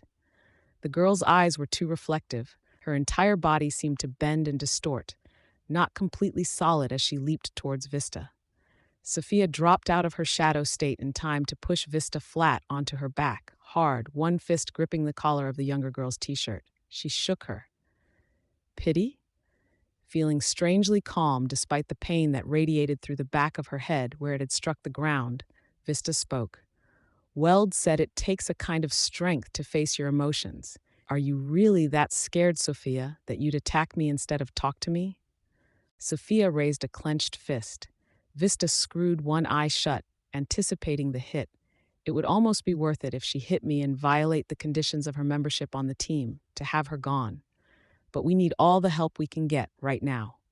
The security cameras are watching us right now. Sophia dropped her hand, stood, and stalked over to the far side of the room. She gathered her costume in her arms. I'm going on patrol. It's not your shift, Vista spoke, sitting up. Don't fucking care. If Weld asks, I'm doing a double shift. And then Sophia was gone, having used her shadow state to disappear through the elevator door. Okay, Vista spoke, pulling herself to her feet. Guess I'm manning the console.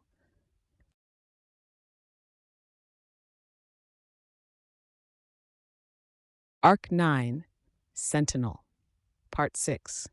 Shadowstalker paused in her patrol when she arrived at the roof of the Hillside Mall downtown. She'd hoped to run into some looters, had had some luck earlier in the week at this spot, but it seemed that police forces were stationed at the entrances now. Annoyed, she walked over to the corner of the roof, so the toes of her boots were just at the brink. She got her smartphone and dialed Emma. The phone automatically made the wireless connection to her earbud. Hey, superhero, Emma answered. How's Portland?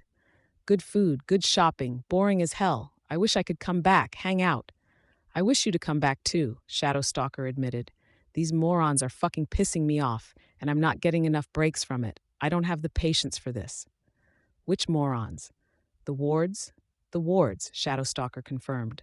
She sat down on the ledge. They're children. Yeah, Emma replied.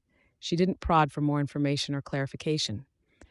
Shadowstalker had gone over this before enough times, in one variation or another. That didn't stop her from returning to the subject. Sure, some of them are older, some have more time in the field than me. Maybe, but they're still children living in their comfortable, cozy little worlds. I don't know if you've seen what the city's like now. I saw some on the news, Emma interjected. Right? Damaged, destroyed, fucked up. This is a place those kids visit, and they're still convinced they can fix it. I've lived with this all my life, waded through this shit from the beginning. I know they're deluding themselves. So yeah, they're immature, new to this, and I don't know how long I can fucking put up with them. 2.5 more years, right? Emma asked. Then you're off probation, free to do your thing. God, don't remind me. Makes me realize I'm not even halfway through it. I can't believe it's already been this long. Constantly hearing them bitch about dating or clothes or allowances, and every time I hear it, it's like, I want to scream in their face. Fuck you, you little shit. Shut the fuck up. I've killed people, and then I washed the blood off my hands and went to school and acted normal the next day. Silence hung on the line for a few long moments. I remember, Emma spoke, a touch subdued. Shadowstalker chewed on her lower lip, watched a butch policewoman pull into the parking lot, then hand out coffees to the others on duty. If it weren't for all the crying and the complaining, I would almost be glad Leviathan had attacked the city. Tear away that fucking ridiculous veneer that covers everything. Get rid of those fucking fake smiles and social niceties and daily routines that everyone hides behind. Yeah.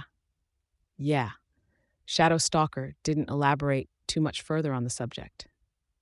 Leviathan had revealed the desperate, needy animal at the core of everyone in this city. He'd made things honest. Most were victims, sheep huddling together for security in numbers, or rats hiding in the shadows, avoiding attention. Others were predators, going on the offensive, taking what they needed through violence or manipulation. She didn't care what category people fell into, so long as they didn't get in her way, like Gru had a habit of doing. Worse yet were those who seemed intent on irritating her by being lame and depressing, like Taylor or like Vista had been this past week. They weren't all bad. The victim personality did have a habit of pissing her off, but she could let them be so long as the person or people in question stayed out of sight and out of mind, accepting their place without fight or fanfare. There were some predators, she could admit, that were even useful. Emma came to mind. The girl went a long way towards making life out of costume tolerable. And there was Director Pigott, who had kept her out of jail thus far, because she fit into the woman's overarching agenda of PR and the illusion of a working system. There was a need for that kind of person in society. Someone willing to step on others to get to the top, do what was necessary, so they could keep the wheels spinning. Not all of them were so useful or tolerable, of course, but there were enough out there that she couldn't say everyone with that kind of aggressive, manipulative psychology was a blight on society. She could respect the Pigotts and Emmas of the world, if only because they served as facilitators that allowed her to do what she did best, in costume and out, respectively. She was a predator, whether she was Shadow Stalker or Sophia. Few would deny that, even among her own teammates. A convoy of trucks on the road below caught her attention. Each vehicle was painted dark, and two had the look of army vehicles, with gray-black mottled cloth or canvas covering the cargo or personnel at the rear. They had their headlights off to avoid drawing attention. There were two good possibilities for who they might be. The first was that it was a shipment of supplies, food, water, first aid, and tools, which would mean there was a small contingent of capes inside one of the trucks or in the immediate area. The second option was that it was Coyle and his troops. She realized she was still holding the phone, and the noise of a television or music told her Emma was still on the other line. Something's going on. Going to see if it leads to anything interesting. Call back when you're done. Give me the recap. Right. She hung up. Leaping into the air, she entered her shadow state, every part of her body shifting gears in the span of a half-second.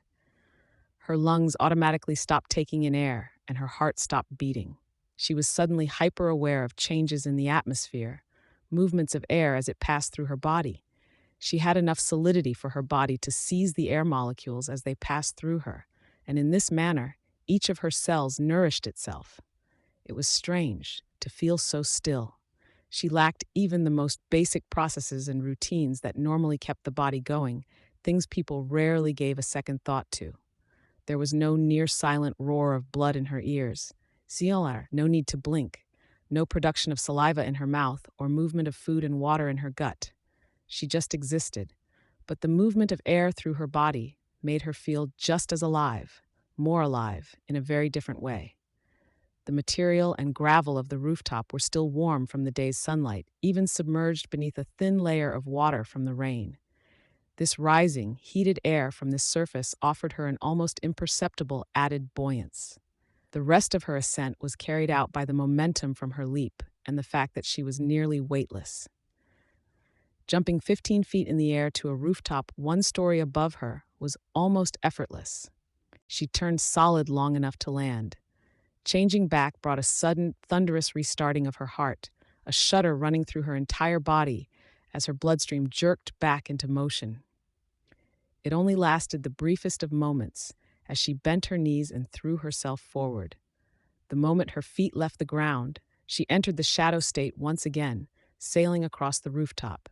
She used one wispy foot to push herself out further as she reached the roof's edge, so she could glide just above one rooftop without even touching ground. In this fashion, she kept pace with the trucks, which weren't moving slowly but weren't going full bore either, likely because of the condition of the roads. It was 5 minutes before trouble arrived. It was Menja that made the first move, stampeding out of a nearby alleyway, standing at a height of 20 feet tall. She drove her spear into the engine block of the lead truck, stepped in front of the vehicle, and wrenched her weapon to tip the truck over and arrest its forward momentum. The truck immediately behind tried to stop, but the flooded pavement made it impossible to get enough traction. It skidded and collided into the back of the foremost truck. Miss Militia was climbing up out of the lead truck's passenger door in an instant, hefting a grenade launcher to blast Menja 3 times in quick succession. The giantess stumbled back, raised her shield, her sister's shield, to block a 4th shot. Hookwolf, Storm Tiger, and Cricket all joined the fray, followed by their foot soldiers. On the PRT's side, the trucks emptied of PRT troops and one more cape, Assault. They mobilized to defend, and the noise of gunfire rang through the night air.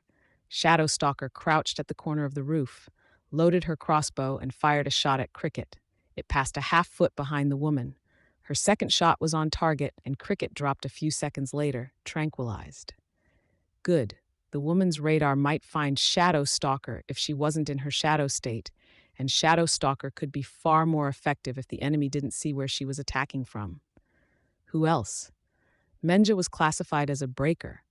The spatial warping effect that surrounded her made incoming attacks smaller, even as she simultaneously made herself bigger. The darts wouldn't even be noticeable to her. Storm Tiger could deflect projectiles by sensing and adjusting air currents.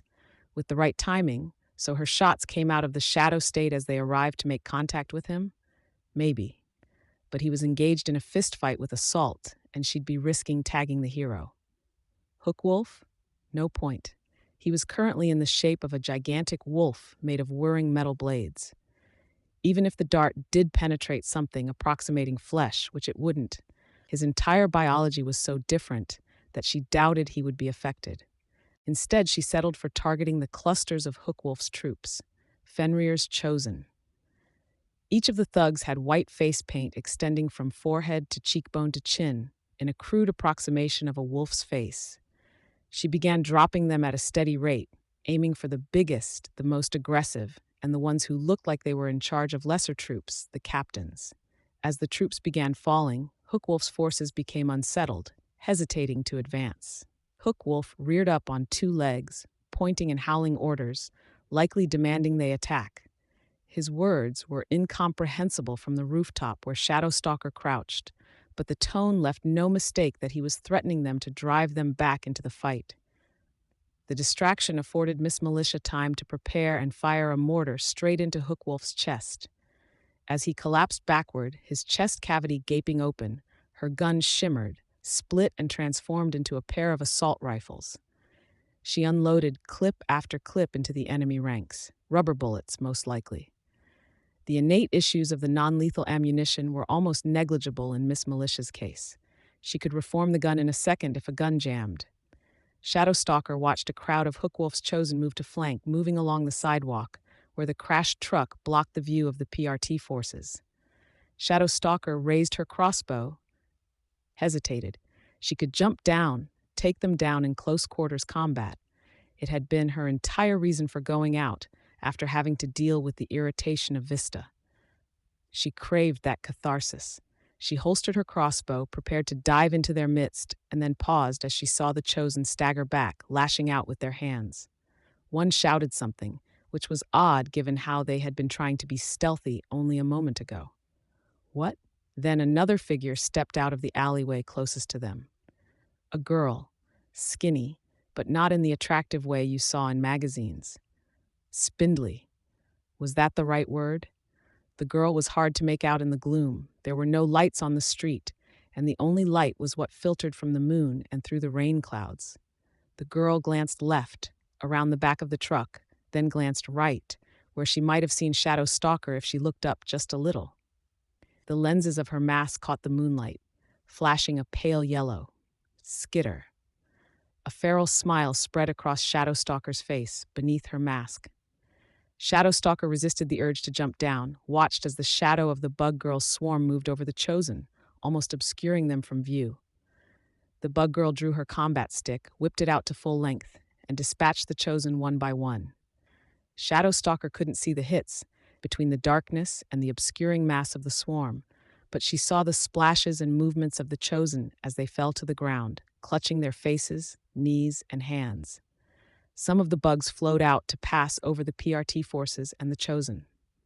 The thugs started recoiling and slapping at themselves, but Shadowstalker couldn't see much reaction from the PRT forces. They were made of sterner stuff, in a way, and their uniforms covered them thoroughly enough that the bugs wouldn't do nearly as much damage if they were even attacking.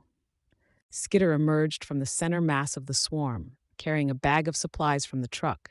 It was green canvas, large, not dissimilar to a gym bag. Pulling the strap over one shoulder, she briskly retreated back into the alley, the bugs trailing after her like the tail of a slow-moving comet or the steady trail of smoke from a candle. "Hungry, are you?" Shadowstalker murmured to herself. She shifted into her shadow state, moved along the rooftop to follow the girl.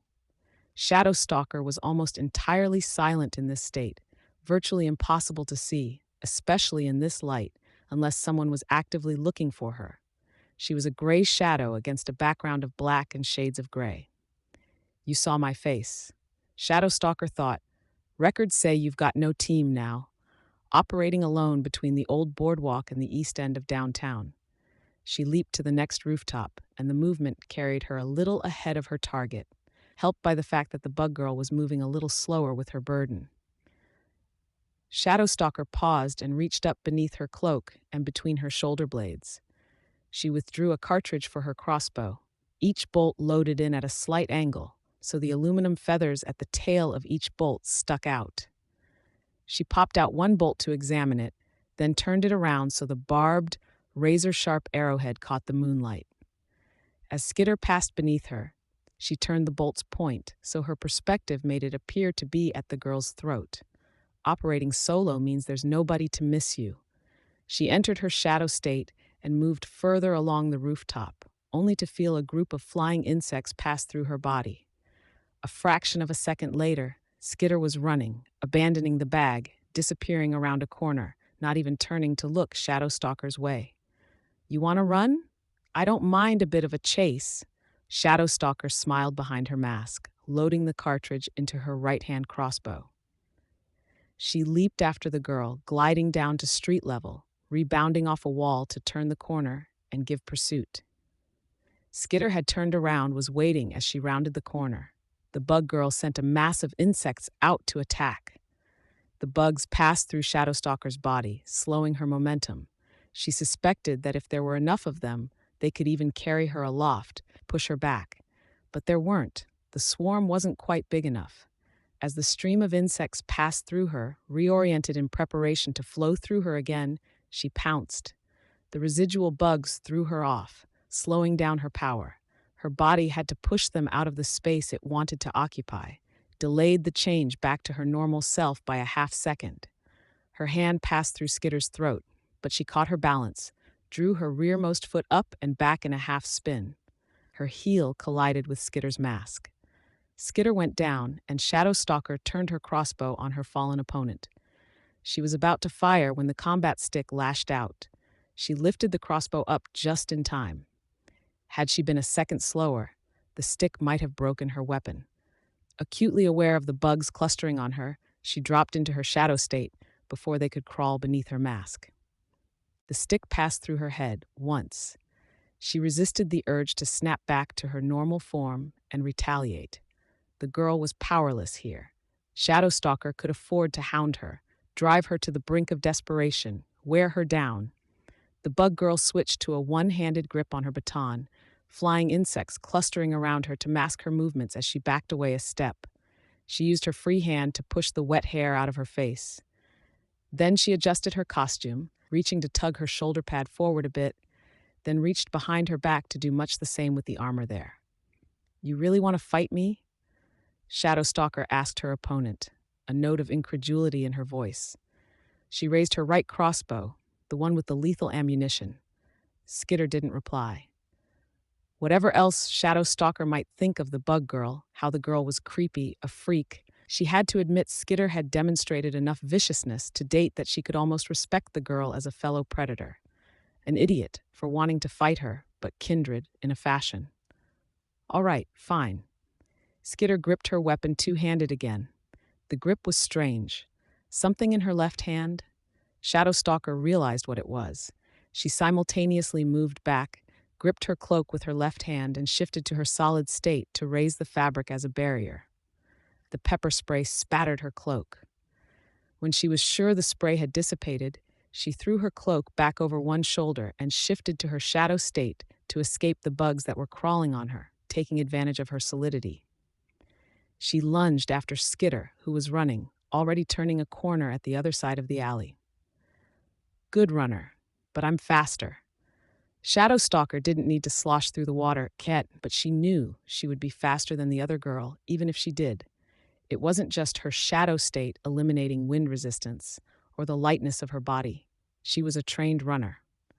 She bounded from one wall of the alley to the one opposite, staying above the water, pursuing her target. Skitter was going up the steps of a fire escape. Shadowstalker aimed and fired a bolt.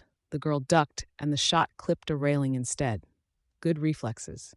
Shadowstalker brushed away at the bugs massing around her. Or do your bugs help you watch what I'm doing? Disturbing little freak. Apparently deciding the fire escape wasn't a great option, Skitter climbed over the railing and leaped a half-story down to the pavement, putting a chain-link fence and some accumulated trash bags between herself and Shadowstalker.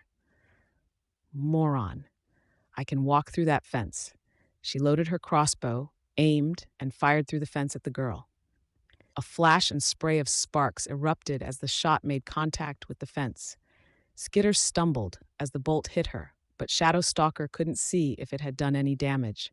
No, what concerned her was the flash. She ignored the fact that Skitter was disappearing, entered her solid state, and touched the side of her mask. Lenses snapped into place, showing a blurry image of the alley in shades of dark green and black. The chain link fence, however, was lit up in a very light gray. Similarly glowing, a wire was stapled to the brick of the building next to the fence, leading to a large, pale blob inside the building. A generator. The fence was electrified. Shadow Stalker snarled at what had almost been a grave mistake, entered her shadow state, and leaped up and over the fence, being careful not to touch it. One of the reasons she couldn't move through walls at will, beyond the huge break in her forward momentum and the excruciating pain came with stalling in the midst of a wall, was wiring. She remained just as vulnerable, maybe even more vulnerable, to electrocution. The people in the PRT labs couldn't tell her if she could be killed by electrocution. Traditional organs were barely present in her shadow state, but it was one of those things that couldn't be properly tested without risking killing the subject. End result? She had to be careful where she went, had received tinker-made lenses to help her spot such threats. Skitter had known the fence was electrified, judging by the route she'd taken through the fire escape. The area here didn't have any power, so the question was whether it's something this area's inhabitants had set up to protect themselves, or was it a trap Skitter had put in place well in advance? No.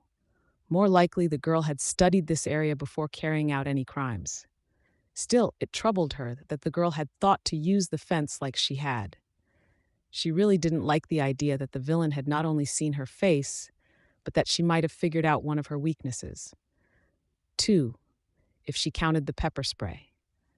Being permeable was a problem when she absorbed gases, vapors, and aerosols directly into her body.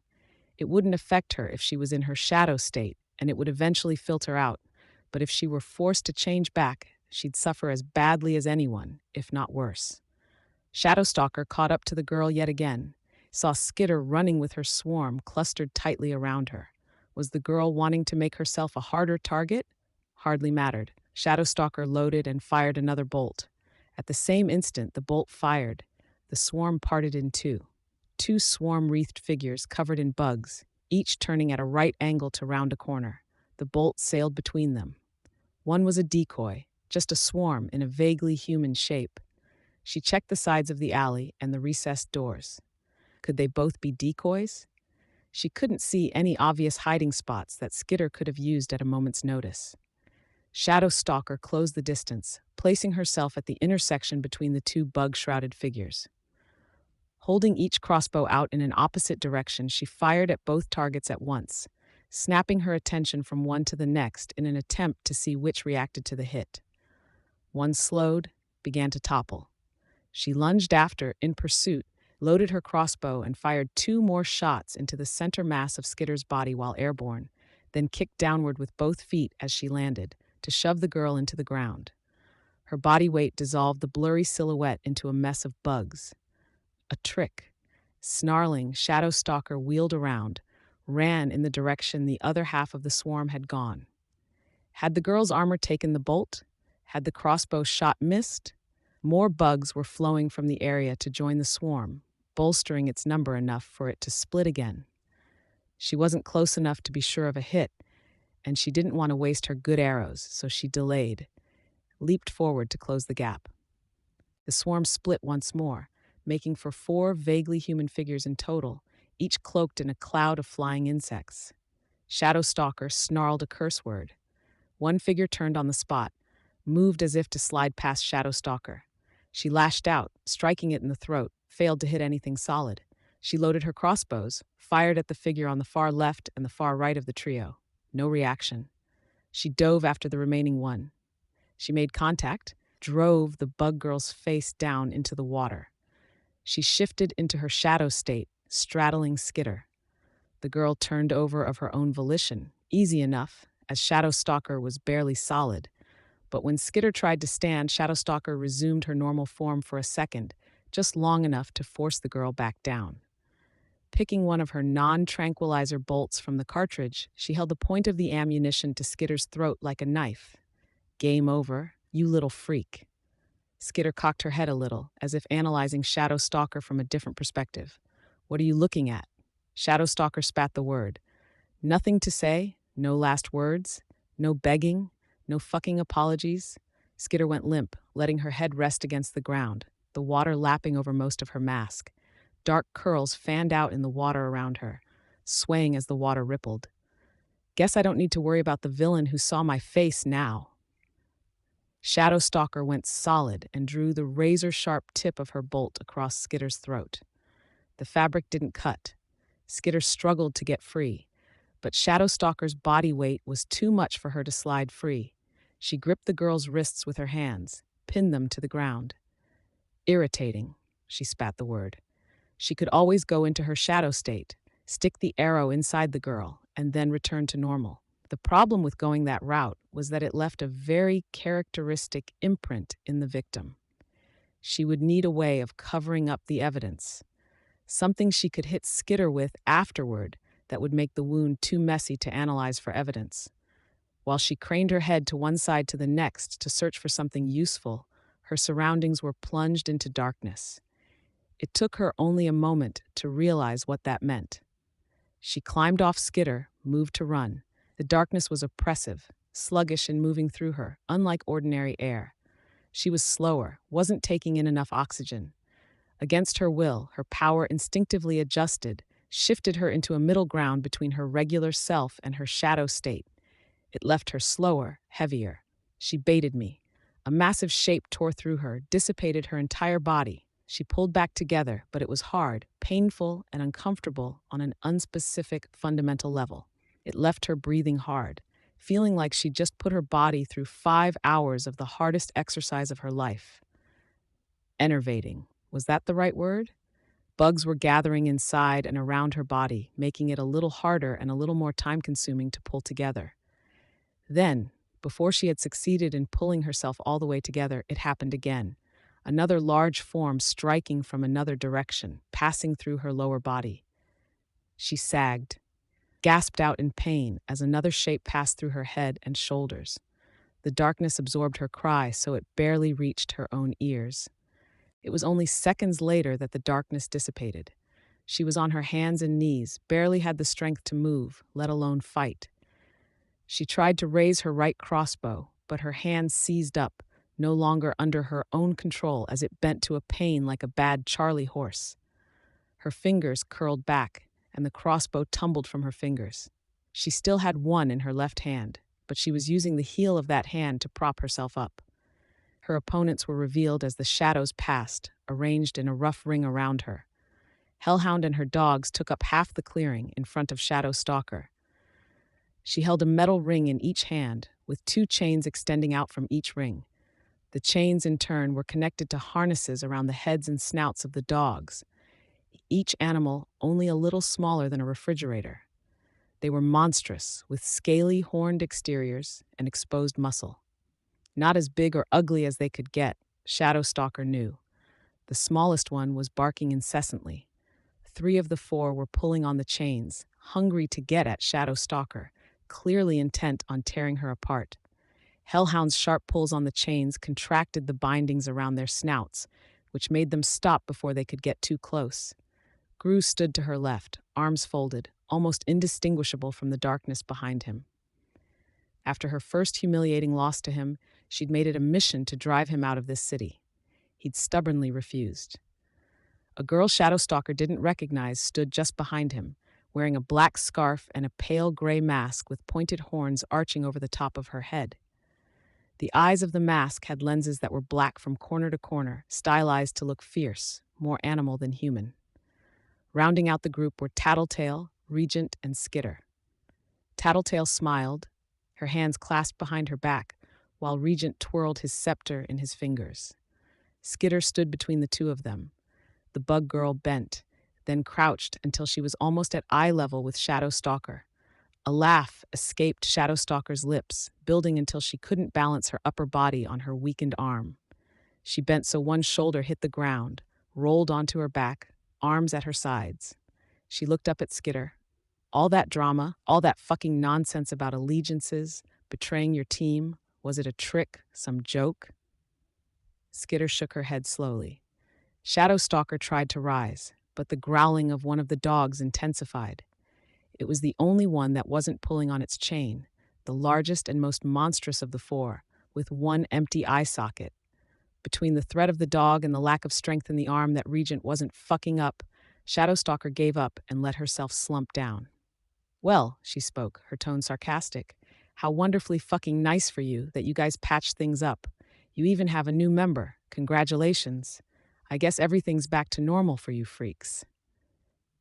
No, Skitter spoke, and the bugs around her chirped, buzzed, and droned to match the pitch and tone of her words. The villain hadn't done that when the Undersiders attacked the fundraiser, she remembered. Her voice was quiet, which only made it more eerie. The girl held out her hand, and Regent passed his scepter to her. Things are different now, Skitter finished. Skitter drove the scepter into Shadowstalker's body. It was everything Shadowstalker could do to stay solid, as she felt the tines of the crown's stick biting through the fabric of her costume and into her stomach. She resisted the instincts that 2.5 years of exercising her powers had lent her, because she knew what came next. It'll be worse if I'm in my shadow state, maybe lethal. Being tased didn't hurt as much as she'd expected. It was like being doused in ice water, her entire body seizing, straining, and refusing to cooperate, the pain almost secondary. What hurt most was the way she involuntarily clenched of her jaw. The strength with which her teeth pressed together made her worry she might crack a tooth. It only lasted a moment, but her body wasn't any more cooperative after the current subsided. She lay there huffing small breaths, every limb unresponsive. A deep, furious rage grew inside her chest, but she was impotent to do anything to release it. A pair of hands seized her, sat her up, her arm dangled limp to her side. Gru spoke from behind her. Skitter, lift her legs. Regent, support her midsection. Imp, give me a hand with her upper body. Take the other shoulder. We lift on 3, all right? Right, someone said. 1, 2, 3.